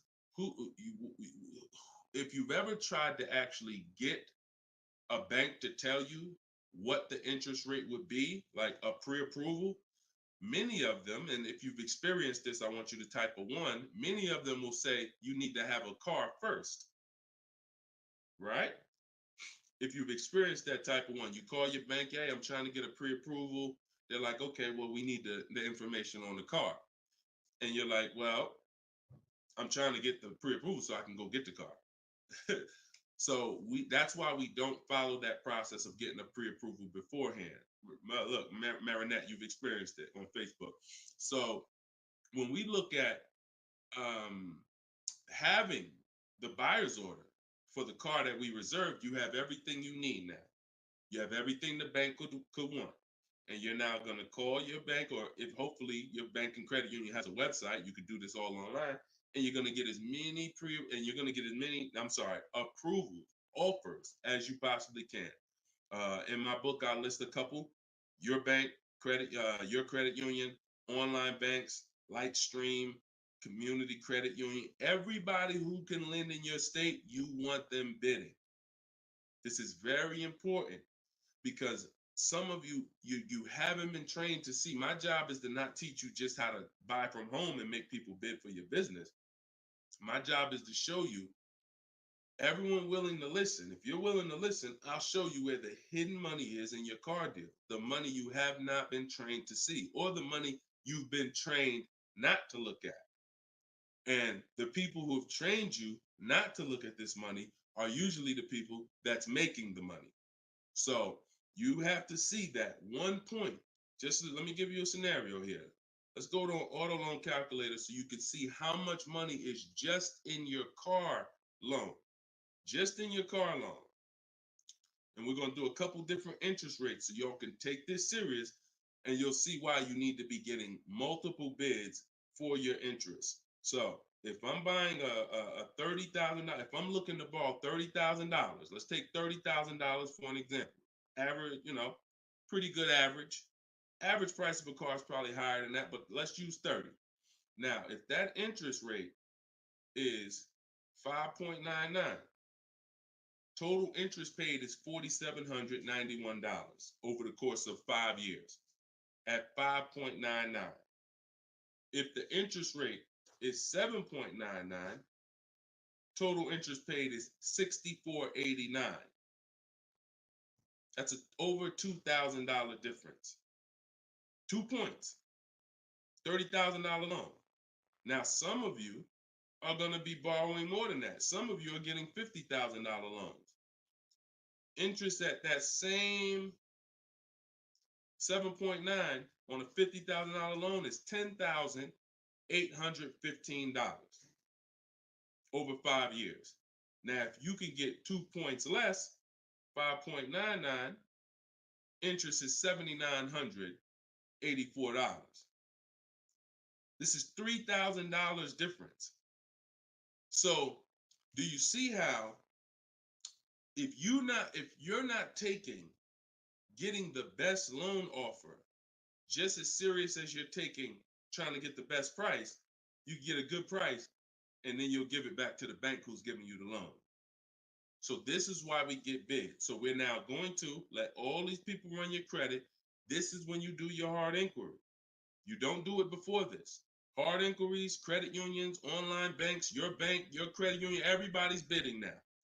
And now what you're going to do, once you take the best offer from that round, that's round 2, that's when you're going to call the dealer and you're going to tell them what that best offer is and see if they can beat it. Because the dealership has another 7 to 10 to 12 banks that they're going to be competing to try to get your business. So this is the bank bidding war. So when I created this product, and if you do this right, as I said, what I know you were taught, who was taught, be honest, we're live right now. This is our Thursday, 12 p.m. live.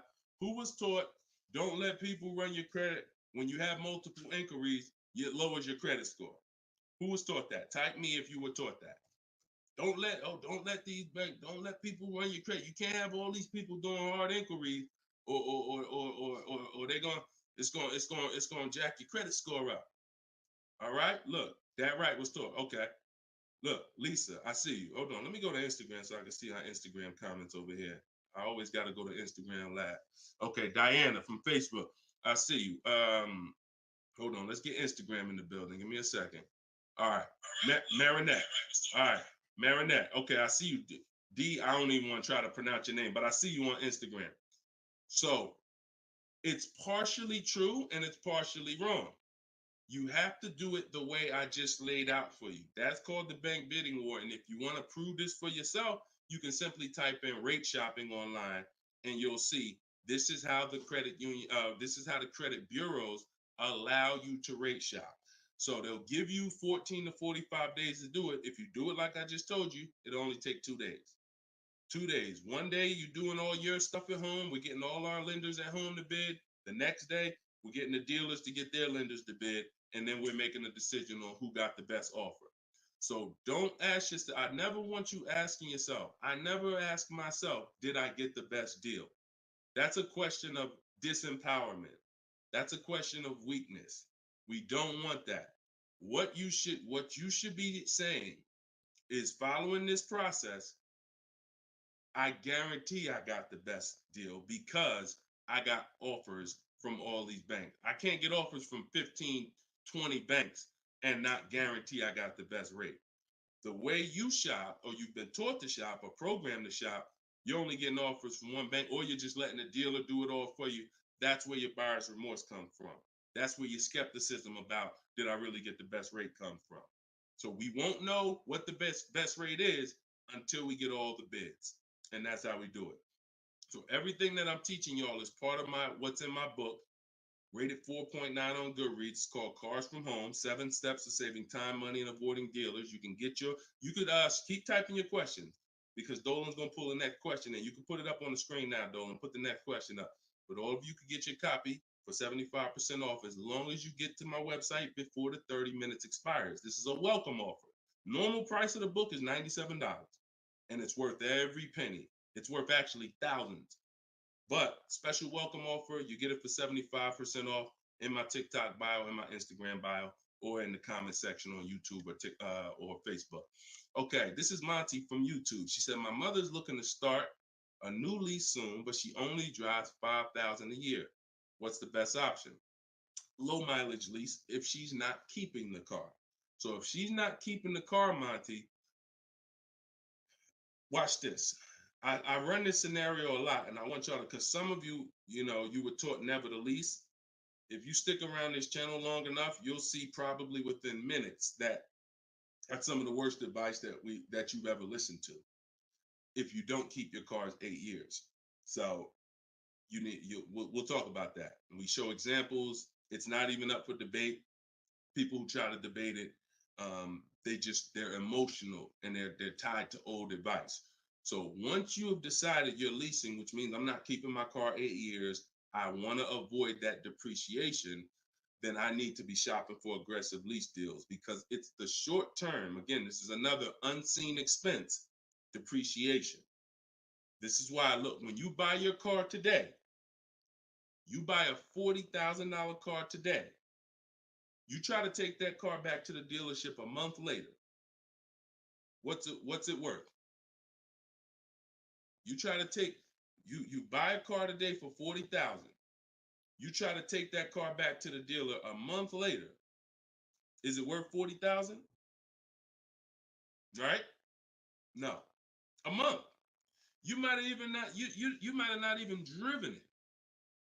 But that's the way depreciation works. You don't have to drive the car.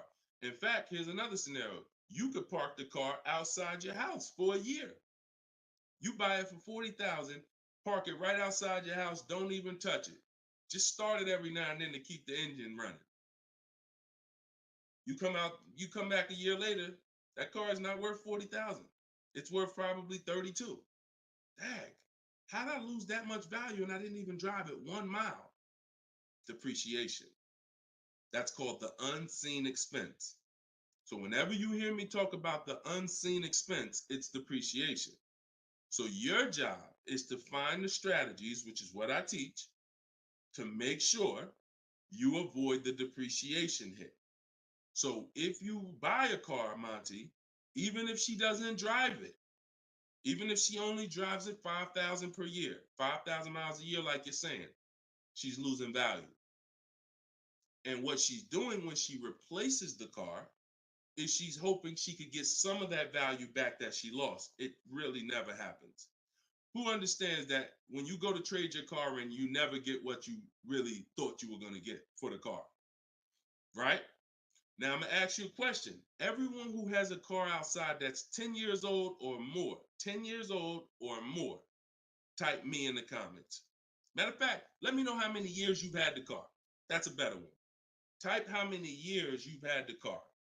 And for those of you who just came to the show, this is our Thursday, 12 p.m. live show. We're actually live right now. This isn't a rebroadcast, although we do rebroadcast these shows throughout the day, all day, so that you can actually catch up, watch the replay.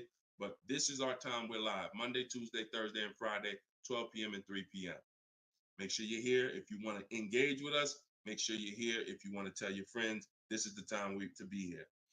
Okay, so we got people 11 years. Can Skin on Instagram, 11 years, 13 years. Jessica on YouTube, I see you. 6-year Jeep Wrangler. Well, I wanted to hear from people who are longer. 2018 Sakia. So, all right, 15 Tahoe. Okay, I'm talking about the people who've had a car 10 years or more. One thing about you that listen, are y'all worried about how much you're really going to get for that car? Are you overly worried about it? Most of you are going to say, no, not really. It's worth a couple thousand, but you've used most of the value. You understand that? Look, Big Meek said I got 08 4Runner on TikTok. So we understand when you have kept your car long term, I'm not concerned with resale value much, because my whole goal with having this car was to use up most of the value. So that's what you do if you're a buyer. If you're not going to get to this level, this is what I'm telling you. that you are now losing because the depreciation of your car is the highest in the first 5-6 years. So in order for you to win, you have to keep that car, what I call the 8-year rule, 8 years. That's when the depreciation starts to level out, where you're not losing value like this. And so regardless of how much you're driving, that's not the key. That's not the key. Monty's mom is driving 5,000 miles a year. Who's a high mileage driver driving more than 18,000 miles a year? Type HM. I want you to know, I want to cover all the bases for this question here. Oh, what doesn't matter whether you're a high mileage driver, low mileage driver, it has nothing to do with how much you drive, because that's not what's killing you. It's the depreciation based on the time you have owned the vehicle. And if you're not keeping that car 8 years, you should be shopping for aggressive leases. Now, before we go to the next question, I'm going to show y'all an example of why it is impossible. Yes, impossible. No way, shape, form, fashion. You can get a great deal if you purchase, but you should have leased. Okay? Let's use this scenario. Let's use Frina. Let's use Frina as an example. So Zafrina, she picks up, and you can see this date. She's recent. This is just, not too long ago. So Frina gets a $65,000 Jeep Grand Cherokee. She uses my system. You can see she uses the Cars from Home system, where she gets bids, multiple bids. We get at least 5. So don't look at this price and be like, oh, Deshone, that looks incredible. Yeah, that's because we get this through bidding. You get the best price. That's what we do here. So stick around, you'll understand if you're new to the show. But she's paying $579 a month for a $65,000 Jeep Grand Cherokee. Just so we can, let me level this out for y'all. If she pulls up to someone who decided to purchase because they didn't understand leasing, or they was taught never lease, so they're going to go in, they want that same truck as her. Let's just assume they got a ridiculous, how much is a great discount on this Jeep? I want to use your numbers. Type in the comments, what do you think is a great deal, a great discount? She go in just don't be realistic though. Somebody walk in, she going and she looking at this $65,000 Jeep. Somebody's going to purchase it though. What would be, because I want to show y'all that even at the best discount that you could name, realistic though, you're still going to lose if you purchase compared to somebody who leased. Go ahead, throw some numbers out. What's a big discount? Okay, look. All right, I'm going to make up a number because it's like, okay, 600. No, not a payment. Not a payment. I'm talking about, okay, Aux the Pro said 20%. Now, we already know saving 20% off a new car is pretty much never going to happen, right? We can agree. That's usually never going to happen, 20% off the price. Let's see how much 20% is. So 10% would be $6,500. 20% would be $13,000.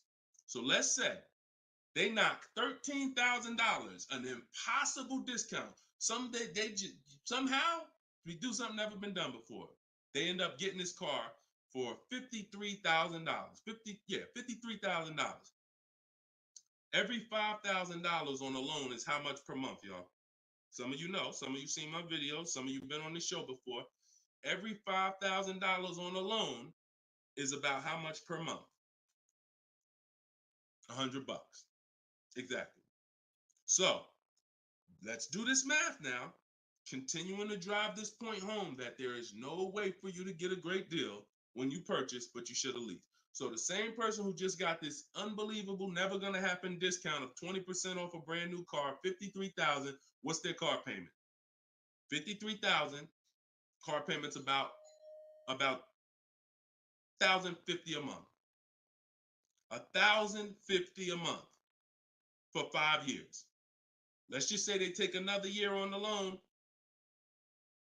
They say instead of a 5-year loan, let's take a 6-year loan. $900 a month for 6 years. Freena's paying $579. Is that sinking in? Type $ if that's sinking in. that, whoa, you telling me, Deshone, the same price that this person just got, and she got a ridiculous lease on it, she's paying $579 a month, even if a person got an never gonna happen discount. I literally just took what my man here on Instagram threw out, and he knew he was throwing out something crazy by saying 20%. Even with the 20%, payments $500 a month more than Freener got leasing it. Now let's do one more scenario here. One more. See, all of this is what I'm teaching. This is in my book. This is why the book is 4.9. Goodreads.com. Thank you to everybody who's reviewed the book, Cars from Home, 7 Steps to Saving Time, Money, and Avoiding Dealerships. One more scenario. Let's throw a used car in here. So we already looked at Freener's deal, brand new, great lease. Second, brand new, never gonna happen discount. Now let's throw a used one in there. Let's say somebody says, you know what? I'm looking for hold on, I want to put that back up, Dolan. Let's keep that up because we're talking about this scenario. So please put Freener's deal back up on the screen, Dolan. Matter of fact, here, I got it right in front of me. All right. So we got third scenario here. Somebody now is saying, all right, I'm gonna find that truck used though. So instead of 65, good price on a used one. Let's say we find one that's like 40% off, 3 years old. Again, I'm using extremes to show y'all. So some of you are like, Deshone, if you're using extremes and it's this different, dang, I've been overpaying by not understanding leasing. Yep. I wish I had Dave Ramsey here. I wish we could get Dave Ramsey on the show. You know, I wish he was in the audience. I wish him, you know, because unfortunately, look, shout out to Dave. I know he has the right heart, the right intentions, but he has the wrong information. He's what I call confidently incorrect. That means dangerous. You're dangerous. When you're confident and incorrect, you're dangerous to yourself and others. So now, used car, somebody gets this car, they knock 40% off the price, and they get one for like $40,000. $65,000 truck. I got one 3 years old. I paid 40 for it. Every $5,000 we just said is about $100 a month. 40 payments, 800. You take a 6-year loan, payments 725. On a used one, we're no longer even talking apples to apples with the vehicle. On a used one, $579 Freener's paying, $725 for a 6-year loan on a used one, 3 years old, 1 year on the warranty left. Then you're on your own. $1,000 a month to buy a brand new one. See, son, you getting mad yet? Are you getting mad yet at the people who taught you not to lease? Now, who should be? Because some of you, if you just tuned in, you might be thinking, oh, Deshone, so should I only lease? No. If you are not keeping your cars 8 years, then you should only lease. Because when you buy, if you keep the car long enough, you can win. Because you're going to pay double what Freener's paying if you buy a brand new one. You're going to pay more on a used one, but eventually you pay off the car, you keep it 8, 10, 12 years. The longer you keep it, you can catch up. You're still not going to, you get what I'm saying? Because Freener's always going to have a payment. If she keeps leasing, she's always going to have a payment. But if you keep buying your cars, trading them in 5 years, trading them in 6 years, trading them in 4 years, you are no way, shape, or form even close to this. You're thousands and thousands of dollars away. There's thousands of dollars more every year coming out of your bank account than someone who understands leasing. Yeah. Tell your parents, tell your cousins, tell your brothers, tell your spouse. This is what I've been ranting about for years, trying to get you to understand. That's why I say there's no way to get a great deal if you don't understand. If your deal's on the wrong foundation, no way to get a great deal. It's impossible, no matter how much you save on the car. Okay? So yeah, we go deep on that today. Good. I'm happy we got a chance to go deep. All right. I see a lot of people typing $signs. You understand. All right, Dolan, shoot the next question up. Skinner, I see you on YouTube, man. It's real. It's real. This is what we do, man. I'm glad we gotta look. I'm the bad news first person, so don't think I gotta share the bad news first, and then but I'm also giving you the olive branch to like you can change this. You can start doing things different. You can start shopping different. You can learn how to make these people big. So go ahead, shoot the next question up, Dolan. Let's keep them coming. We're Thursday. We're live right now, y'all. So if you just jumped on the show, this is our live 12 p.m. show. Type your questions, and can y'all tap the screen on TikTok? Can we shoot those likes up? Can we? If you're gonna spend time with us and you're getting value out of what we're doing, I need everybody who's getting value hit the like button and start tapping the screen if you're on TikTok just to show that. Run those likes up. All right, I see it. See y'all lighting it up already. All right, Facebook, James. I'm an old school guy that was told not to let anyone run my credit. I'm not even sure how to download your book. Maybe you could walk us old timers through the process of downloading it. Unfortunately, I teach an online system. I'll be the first one to tell you my system's online. My system's right here in front of a computer. I've worked personally with probably 1,600 people personally in my coaching program since 2021. They got to know how to use a computer. I've had older people who get their children, get their grandchildren come because and sorry y'all, my eyes are watering. I got a little something trying to jump on me, but we good. But I would be lying to you if I told you this isn't based on because we use copy and paste systems. You're sending emails. So that's one thing I can say. I wish I could, tell you otherwise, but if you want to use what I teach, I mean, now I've had people who get their grandchildren or get their children because my system to get great deals only takes 90 minutes.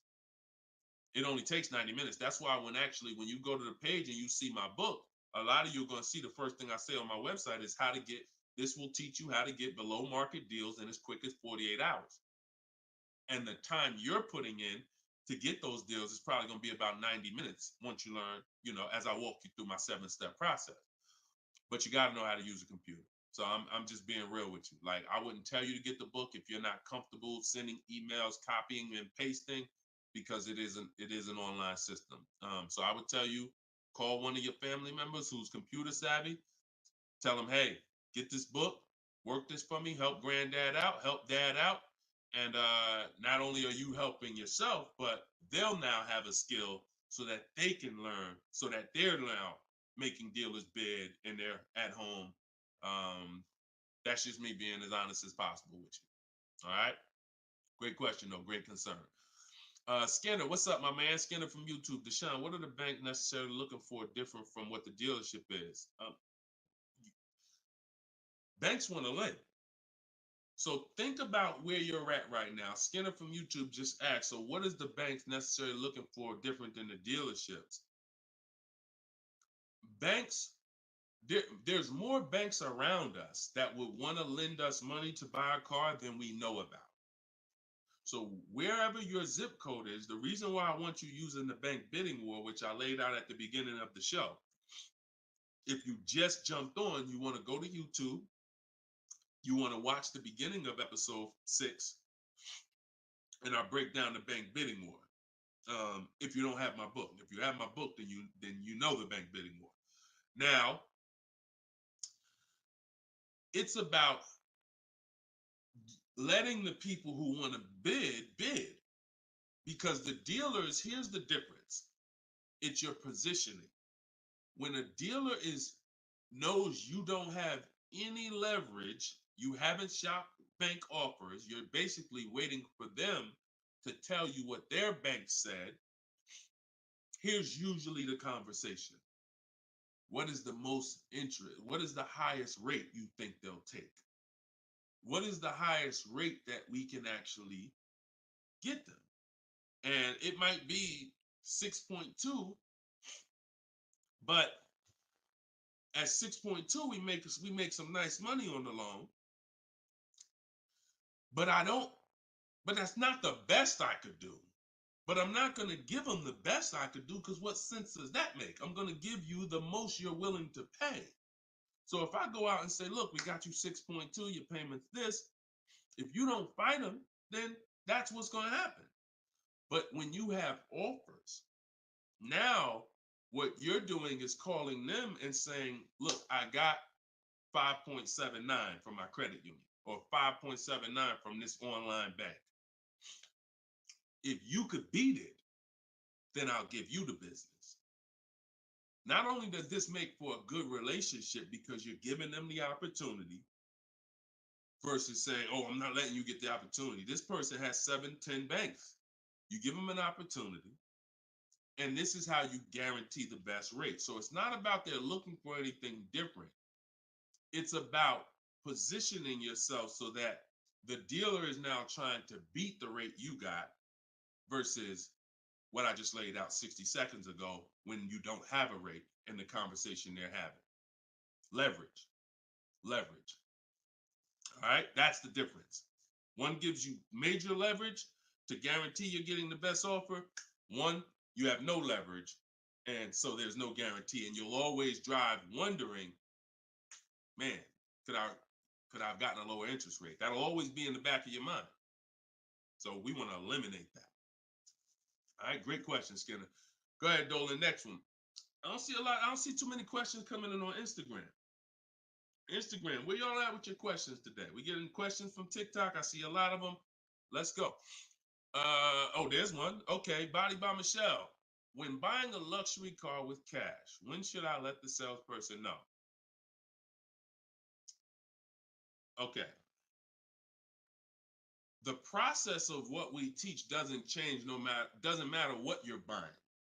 We've had people get Maseratis, get high performance BMWs.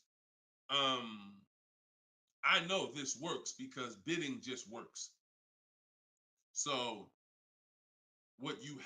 first thing you have to do, Michelle, is realize I need to get at least 5 offers, because we're so concerned with how we're going to pay for the car that we're not thinking about which dealer is going to sell us the car for the lowest amount. Now, some of you may have been taught every dealer has the same price. I got this clue when people started saying things like Nissan doesn't have good deals. Hyundai, the deal on the Hyundais right now are terrible. That's either coming from 2 things and they're both wrong that I want you to stop today. Looking at advertisements, commercials, because some people say, Deshone, I look at that. The commercial says that, I got to put down $4,000 if I want to lease that vehicle. That's an advertisement. It's not a deal. It's a custom thing they put together that they want to present to the public. It's not a deal. When you look at what I just showed you with Frina, when you look at Danielle's lease on her Audi A3. She's paying $550 a month, $44,000 Audi A3. She only put her first look. This is her words. Due to circumstances out of my control, I had to lease something quickly. So my program, I told you, as quick as 48 hours, you can get below market deals. This doesn't take days and days and weeks. I took the course last weekend, did all my emailing back and forth because she's in my video program. So I do have my book, and then I have that same book in a video program. You pick. Now, finalized the deal on Sunday, was finally able to pick it up. This is the details. $550 a month. First payment down. Included maintenance, gap insurance, all fees, taxes, registration, 12,000 miles per year. MSRP was $44,000. If we saw a commercial, or if we went on Audi's website right now, that is not what they're advertising for that car's lease. They're probably advertising $479 a month with $3,700 due at signing, plus tax and fees, which would end up, if you wanted to get to this payment, you probably need $5-6 grand up front. That, I'm telling you, stop looking at commercials. Those are not deals. We don't look at commercials to dictate what the deal's going to be. Nothing that I'm ever going to show y'all that people are learning from me is ever going to match a commercial. Second thing that people might be looking at when it comes to what they deem they can get for a car is going into one dealer. That's it. Going to one dealer. What's the price? Oh, wow, that seems high. That's higher than I thought it was going to be. And leaving saying, oh, man, Nissan don't got no good deals this month. No, that Nissan dealer doesn't have good deals. And again, you have no leverage. So the first thing I want you to think about, Michelle, is changing the way you shop so that you can forget about how you're going to pay for the vehicle. First paramount thing is to make sure that I'm getting 5 offers, because we've done the statistics. I got people all around the country shopping that report to me. 80% of dealers are overpriced. I'm telling you numbers that I don't want you to ever forget. 80%. That means out of 100 dealers, 80 are overpriced. 20 are the great prices. So you're not going to walk into a dealer and get a great price, because you have more of a shot of walking into an 80% dealer than you do a 20%. So you stay at home. You could do it my way, which is in my book, totally online. You use my scripts, use my templates, they're copy and paste. Or if you want to do it your way, you can call around and get several quotes. But you need to get at least 5, because you're going to be amazed how different the quotes are. One dealer's charging $550, another dealer's charging this, another dealer's charging this. Hey, that's a $5,000 difference. That's the way it should be. That's the way it should be. Okay? So that's what you focus on, Michelle. Forget it. If you're going to pay cash, keep that in the background. People walk into a dealership all the time. You see it on internet. They make videos about it. Oh, I'm walking in, man, about to get this Lamborghini. Yeah, I want that black one right there. Boom. All right, write him up. Let's get him out of here as fast as possible before he realizes what he needs to ask. Okay, and he don't want to look like he's negotiating. You're going to overpay all the time. People celebrate the cars, but they overpaying for them. So don't focus on how I'm getting the car. Focus on, let me get these offers so I can make sure I get the best price. Once I get the best price, here's the cash.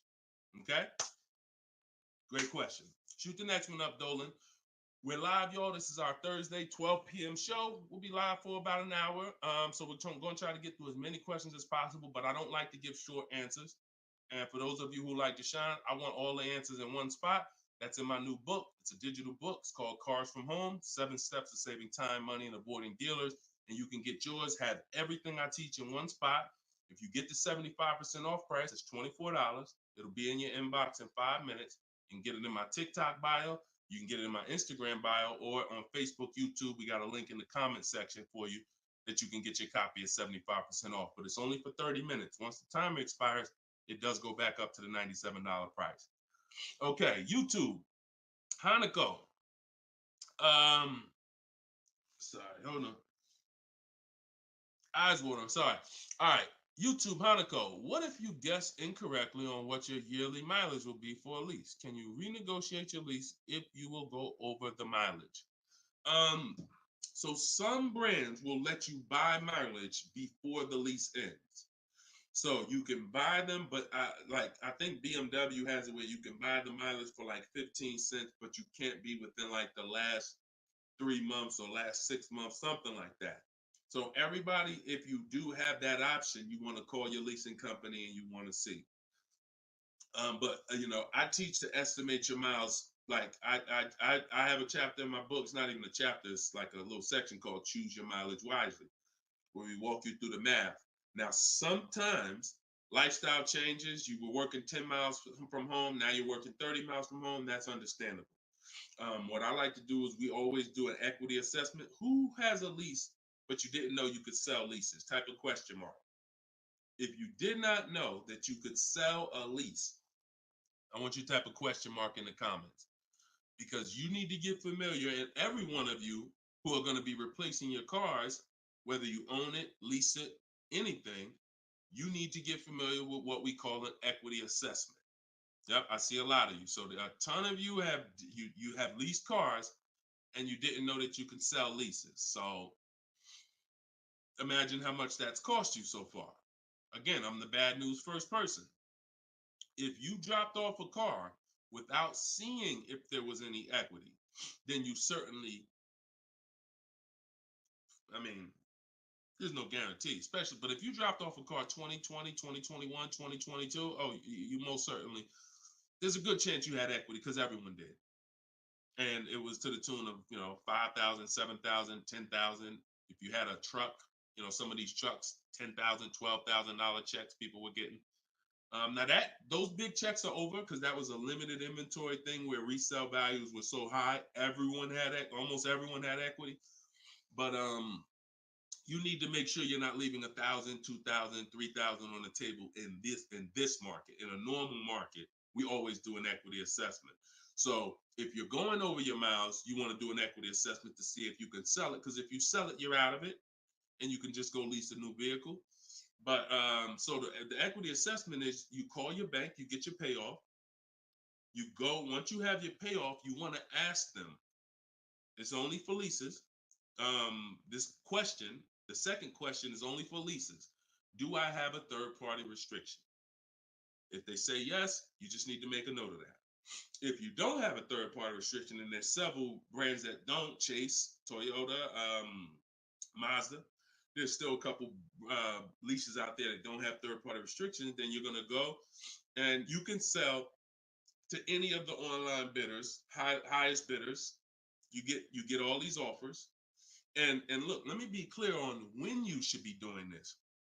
Before you ever think about shopping for a car, you gotta take care of your equity.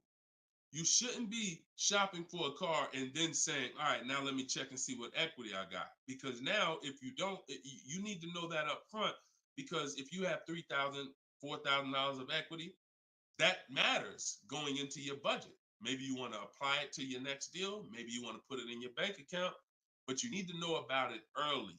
That's why it's the second step in my system. I got 7 steps. Equity assessment is the second step.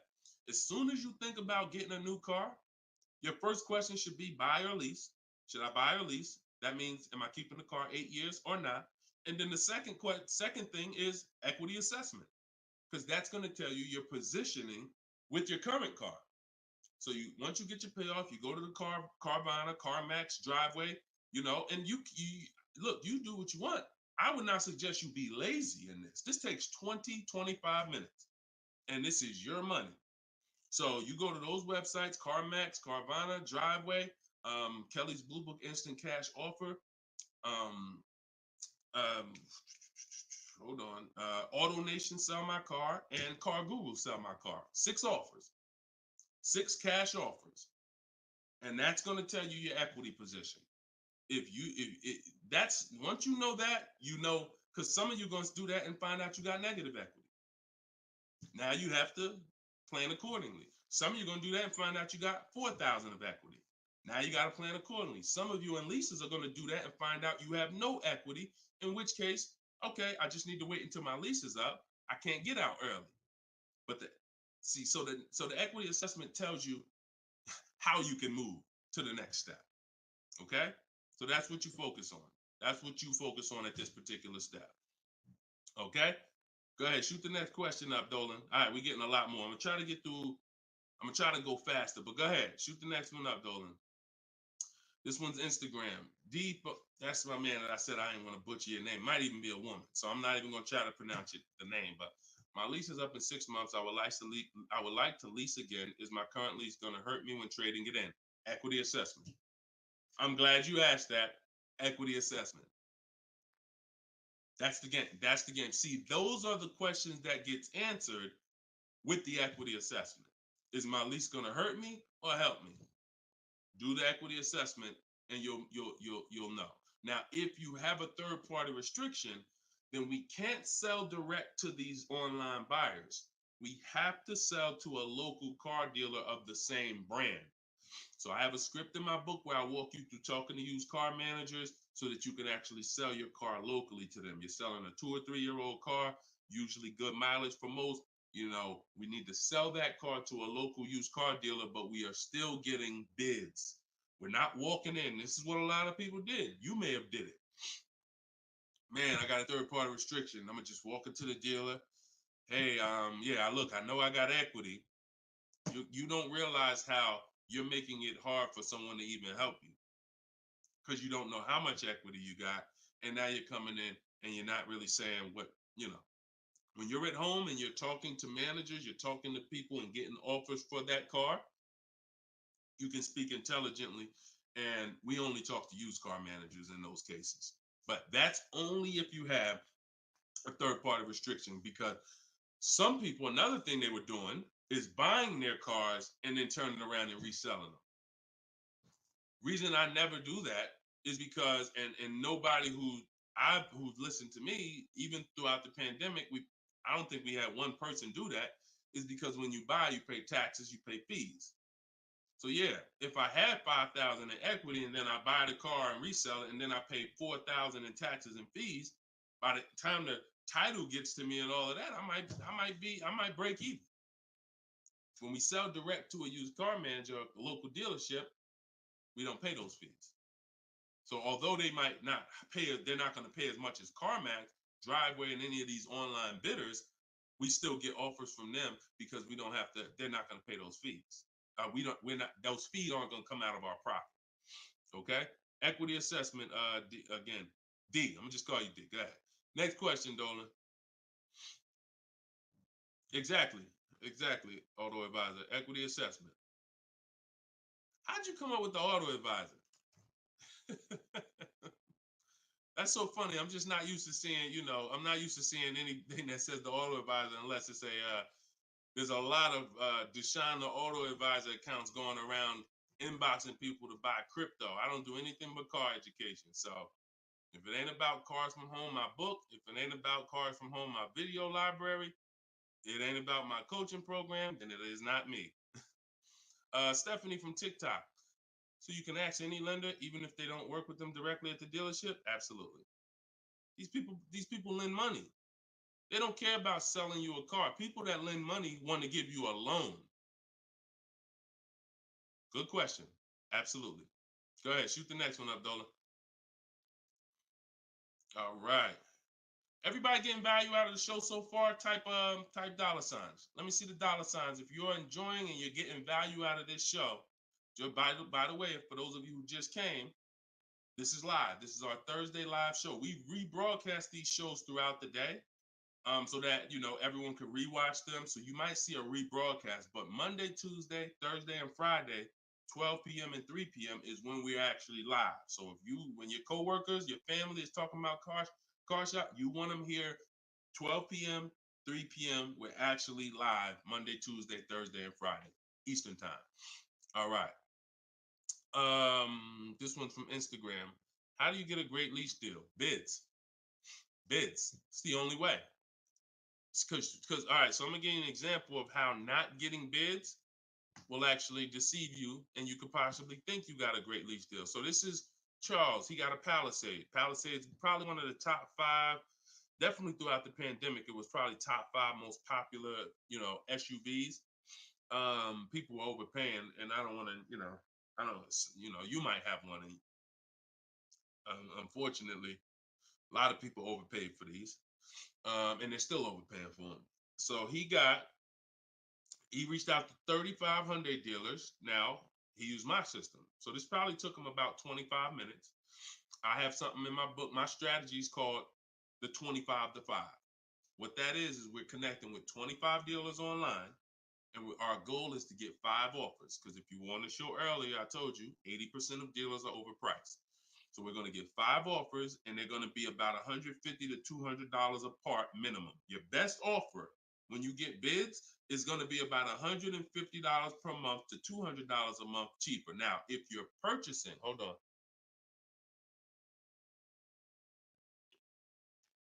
All right. Now, if you're purchasing, you're going to see, for those of you who are buying new cars, because we have several people that do that, you're going to see that there's about a $5,000 difference minimum between your best offer and your worst offer. So let's say I was buying this Palisade. When I get my bids, my best offer to my worst offer is going to be close to $5,000 difference. That's when you know you're doing it right, because we get below market car deals. Some people get market value car deals. Some people pay above market value car deals. Depends on the skills they have. So he got bids. He did this, used my system. Took him probably 30 minutes to reach out to 35 dealers, maybe 25 minutes, and he got 10 quotes. Offers range from 1.23 to 1.66. Now, that's what that's what I'm telling you. The 1.26 lease that he ended up getting a 1.23 because we always send a counter offer. I have a calculator in my book where you put it in. We must send a calculator. We must send a calculator. We must send a counter offer. So he ended up closing the deal at 1.23, all online. Never spoke to the dealer until he was ready to lock up the deal. But see the difference, 1.23 to 1.66. That means he's looking at offers. His best offer was $597 on a $48,000 Hyundai Palisade. His worst offer at 1.66, that same 1.66 divided into 48,500. Hold on. 1.66 times 48,500 would be about 700, 900, call it $800. So he's getting offers. That's when you know you've done it right. So to answer your question, Tobo, how do you get great lease deals?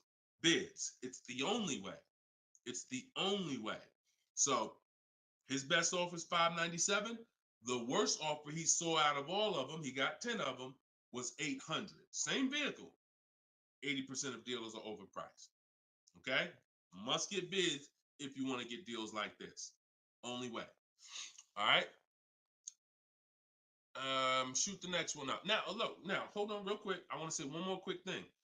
Until you get bids and you have enough bids, you might think you got the best deal, but you just don't know what the best deal is. See, you're going off your gut. If you're going off your gut, look at Kimberly. Kimberly saved $20,000 on her Maserati. It's a $91,000 vehicle. She posted, the one she ended up getting was 91 because a dealer near her ended up beating this offer she had, but it was an $86,961 Maserati. They offered it to her for $66,261. So they're taking 20 grand off. But she had offers that were 10 grand off. She had offers that was 12 grand and 8 grand. And if she would have tried to assume, well, damn, 8,000, that feels good. I mean, shoot, brand new Maserati, taking 8,000 off. That gotta be a deal. See how much money she would have left on the table? See how much money she would have left on the table? So we cannot assume. We get multiple offers. We look at the lowest one. That's how we guarantee. All right? Go ahead. Shoot the next one up, Dolan. Great questions today. Great questions. Let's go. All right. We got Emo on YouTube. I test drove I'm test driving an MDX soon. Okay. I test drove an MDX as soon as we finished. They tried to get me to run my credit. I told them I'm shopping dealerships, didn't like it, so the manager came in the office and tried it. No again. 100%. You look, y'all. If you don't have a plan, you're under someone else's plan. You follow me? I'm gonna say that again. If you got a light bulb emoji, type a light bulb emoji, type a gym emoji. Remember this. If anytime you don't have a plan, you will be subject to someone who has a plan. And there's nobody that has a plan like car salespeople. We know what we're doing. We are not trained in much. We're not trained in finance like we should be. We're not trained in buying versus leasing like we should be. We're not trained in resale values like we should be. We're not trained in insurance products like we should be. There's more insurances to consider with a car than there is a house. Kid you not. Extended warranty, that's an insurance policy. You might use it, you might not. Tire and wheel, that's an insurance policy. Gap insurance. You have auto insurance. There's multiple insurances that you need to consider in this business when you're buying a car, when you're leasing a car. We're not trained in none of that like we should be. But what we are trained in is how to make sure we have enough information to sell you what we want to sell you. And so if you don't have, and the people with the least integrity, they are certainly going to try to pin you down with the credit check. Can't give you a credit. I can't give you a quote without your credit. Come in. I need you to be here. When can you come? First question they ask, you all right? Who's getting phone calls from dealers right now? Raise your hand and type me if you're getting phone calls from dealers right now for any reason. Bring your car in early. Hey, your lease is almost up. Hey, I saw that we can get you in a new car. We can keep your payment the same. Look, nobody's business. If you're getting phone calls from dealers right now, type me in the comment. Look, Skinner said they blowing me up. So understand the reason why they're doing that is because they want to pin you down. It's just come on in. When can you come in? When I can come in, I get you to talk. Numbers in here, it means you're pinned down. You cannot do this. You're losing all your leverage. So that's why I'm telling you, you're going to shop with a plan if you're following what I'm telling you, if you're following what I teach. Some of you have my book already. Shout out to those who have my book. We're rated 4.9 on Goodreads.com. Appreciate everybody who's reviewed the book. You can get yours for 75% off. It's normally $97, but in my TikTok bio, 30 minutes only, you can get it for 75% off. Instagram bio is $24 if you get the deal in the comment section. But you must have a plan because they have a plan and you don't know who you're dealing with. So that's all I can tell you. But I'm glad you stuck to the guns. Even under the pressure, you didn't let them run your credit. You stuck to the guns. Way to go. All right, go ahead, Dolan. This one's from TikTok. Better to buy used or new? Planning to keep longer than 8 years. Thank you for all that information. Letting me know you understand the 8-year rule. I appreciate you. That's a matter of, okay, so if I'm buying to keep more than 8 years, right? Only question between new or used is a question of budget. Can you get everything you want and need in a new car for your budget? Once you get all your bids, can you get all those bids? Is the best bid that's going to win your business on a new car in your budget comfortably, then get a new car. But now some of you can't afford a new car that covers all your needs. Needs are the most important thing you need to think about. You need to know the difference between wants and needs. Needs is, I got 3 children, I need a third row. Need is, I drive on the highway a lot. I need a car that has good acceleration. That's needs. Needs are things where if you don't get them, you're not going to like the car, you're going to trade it in because it's not doing the basic things you need it to do. That's needs. Wants is, I like to have the sunroof. I don't need it though. But if I can get it in my budget, I'll take it. I like to have this. I like to have that. These are wants. You got to know the difference. Unless your budget can buy everything. But if you can't get everything you want and need in a new car for your budget, then we go used. But if you get everything you want, there's plenty of people who are like, you know what, Deshone, I am a long-term person. I'm keeping more than 8 years. I could afford both. I only get a car every, only once a decade. I want to get a new one. That's fine. And some of you are like, you know what? I really want to go with even more value. So I'm gonna look to get a pre-owned one, not 30% off the price, 20% off the price, 40% off the price. That's fine too. There's no right or wrong there. Just go through it and pick the one that works for you. Great question. Okay. And now I have while you putting the next question up, Dolan, my process for shopping for new cars and leases is totally different than the process we teach on shopping for used cars. It's entirely different. One is called the 25 to 5, where we're reaching out to 25 dealers online, connecting with them, looking to get 5 offers. The other one is the multiple marketplace strategy, where we're on all the online marketplaces where used cars are, and we're narrowing down. We're looking at the used car market, the low prices. We're turning on alerts on our phone so we get notified whenever there's a new car that pops up. Totally different process. Both are online. But with a used car, we cannot do 100% of our transaction online. Sometimes with new cars, we've had people who never left their house. They just went to test drive the car and everything was done online and the dealer delivered the car to them. That's fine because it's a new car. No one drove it. With a used car, we must test drive. So we can only do about 90% of our process with used cars online. 10% has to be in the dealer. Okay. Miss Dollface on Instagram. When is the best time of the month to purchase a car? There is no best time. And I'm going to tell you why. I know you probably, what's the time that you've been taught? I want to hear from you. Like, go to your keyboard right now.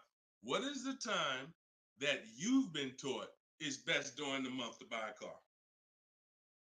We got a bunch of people on here, a bunch of different people. Tell me the time that you've been taught is the best time to buy. And then I'm going to tell you why that's not the best time. Right? And I know what everybody's going to say.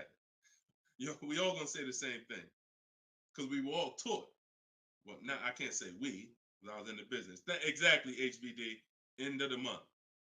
Sharice said November. Tothi on Instagram, end of the month. Look, Skinner, around the holidays. So your answer, Skinner, was about the same as Sharice. November, coming into the holidays. Now, I want you to picture any other business because what I'm trying to get you to see is that you are taught, programmed to shop for cars different than you shop for everything else in life. Everything else in life. Because if you had a business where every single time at the end of the month, just dozens and dozens of people just came into your store because that's what the marketing did. Are you more, and let's really use some real terms here. Are you more desperate to sell something when the store is packed? Or are you more desperate to sell something when the store is empty? See, I want to tell you a story. If I could get you to continue to keep these stories in mind, it'll answer your questions. Now, obviously, everything's in my book. Some of you have my book and you understand all of this is laid out for you. But even as you're listening, I want you to grasp concepts that you're going to see. Are you more desperate to sell something when the place is exactly, Toothy, when the place is empty?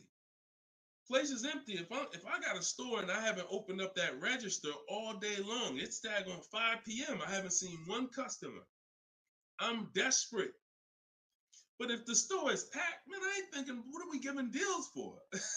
You know what I'm saying? What are we giving deals for? The place is packed. We're not desperate. So the marketing is great. The marketing makes you think, oh, end of the month, we're getting the best deals here. There's clowns up here. They got daggone balloons. They got the guy outside with the arms blowing. They got signs everywhere. This is what the place is a carnival. Why do we need to give away these cars? No. You don't want to be sitting next to somebody and Jim drives off with a car and Jim, like, all right, man, have a good one, man. Yeah, you here too, man. We was here the same time. Great. Yeah, man, I'm going. And you sitting there and you going to say no to a deal. Salesman looking at you like, hey, look, do you want it or not? Because, we're real busy. It's people waiting in line. You let me know. So it's the pressure. It's the like. So I say that to say what you've been taught, the holidays, the end of the year, sounds good, but you're much more likely to get a deal when there's no one in the showroom. The 10th of the month, the 2nd of the month, place is dead. And I like to make sure you're positioned. So what I teach is something you need to have 2 dates in mind. 2 dates. Every time you're shopping for a car, I teach you need to know these 2 dates. The as soon as date and the no later than date. The as soon as date is the soonest you can buy a car. Soon as you can buy a car, as soon as date. You're not in the market until your as soon as date is today. Step 5 in my process, my 7-step process is in the market, getting offers. I can buy something today. That's my as soon as date. My no later than date is my deadline. Now you have to know these 2 because the time in between is your leverage. So let's just say my as soon as date is today. I can start looking at offers. But my no later than date, I got 2 months. 2 months. I need to have a car by this time, 2 months from now. That's my deadline. I got all that time in between to say no. I got all that time in between that. When I'm contacting dealers, when I'm looking at inventory, I can look at trends. I can see are the prices dropping. I can have alerts on my phone, getting access to the new inventory. This is our process. So some of you are like, Deshone, I need a car in a week. Well, you still have a as soon as date and a no later than date. 3 days, soon as date, no later than, doesn't matter. So you have to know these 2 dates because in between is your leverage, which is why I don't want you emergency shopping unless it's an emergency. Okay? I don't want you emergency shopping. Don't get into the habit, don't stay in the habit of emergency shopping. Oh, I'm gonna put it off to the last minute, and then, oh, I gotta go into the dealership. Oh, I need a car this week. All of that is working against you. Now, if you can still get, in fact, when you go to my website for my book, you'll see it says below market deals in as quick as 48 hours. But the more time you have, the more time you have to say no. Programs change every month. You see deals change, lease programs change, rebates change. And so when you have inventory changes, so if you're looking for a black or blue car, all these dealers don't have one right now, but they got one coming next month. You can, that's fair game for you because you have time.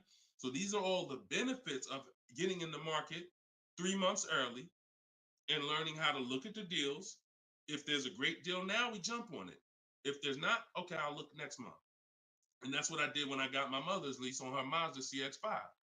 October, I was looking at the deals. I didn't like them. Got all my offers. I said I didn't like them. Now, the great thing is I made contact with all these dealers. So they know. Now I'm following up next month. Hey, just checking in. How's the deals looking for this month? November, didn't like them. 3rd month, December, got the deal I liked. Wrapped it up. So don't always think time is an asset. Time is an asset. Now, if it's an emergency, that's fine. We got to get a below market deal. We only got a week to do it. That's fine. You better have a strategy. But if you have the luxury of time, we use that to our advantage. So I wouldn't say there's a best time of the month to purchase a car. But if you're in the market and you're positioned, here's another thing you're positioned for. Every now and then we come into the dealership. When I was at Mercedes, when I was with General Motors, it happens all the time throughout the year. It could happen on the 10th of the month. It could happen on the 12th of the month. It could happen on the 8th. We don't know when this is going to happen, but this is the conversation I'm about to give you a behind the scenes look of exactly what happens and why I want you to be positioned. We come in, they look at the numbers on the board. Sales manager looks and says, man, we got 20 cars sold for the month. We are way behind our objective. All right, listen, call everybody anybody you got, anybody that's real, anybody that's a real buyer, call them. We're not turning down any serious offer today. You want to be the person that's positioned. Hey, Jackie, and they're usually emailing us because we don't talk to, nothing that we do requires talking to salespeople. So they be email, hey Jackie, hey, it's Ray over at such and such. Were you still looking for that car? Have you found it yet? No, okay, I know the quote I gave you before was $550. I know you wanted to be here, but my manager said, listen, we'll take any offer today. We really want to move a car. See, you were taught that only happens at the end of the month. It doesn't. You got to be positioned.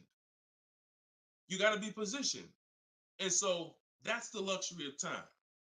So this is what it is, y'all. I want you shopping with a strategy. This is what I want you shopping with. All of this is in my new book, Cars from Home, 7 Steps to Saving Time, Money, and Avoiding Dealerships. Learning the science of making dealers and banks bid for your business while you sit at home, getting below market car deals in under 90 minutes.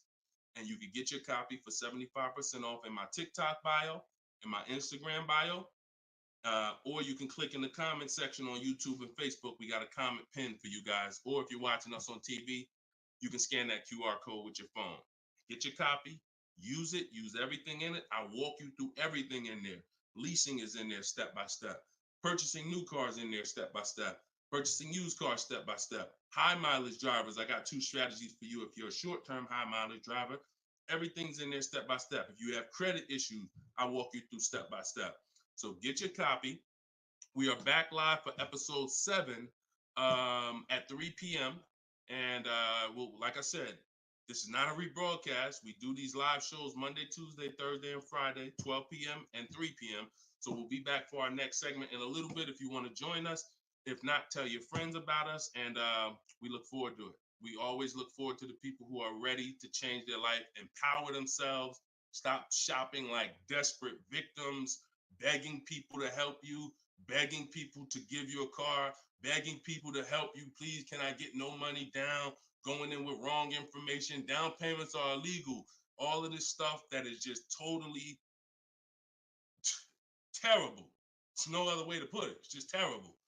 I want y'all shopping different. I want you empowered. I want you in control. I want you leaving a dealership guaranteeing I got the best price. Sending me email, Deshone, look at this deal I just got. I got all these offers. Look at this used car I just got. I got 40% off the brand new price. That's what I want you emailing me. Empowered, and that's what we're going to get to. God bless y'all. I'll see y'all on the next segment.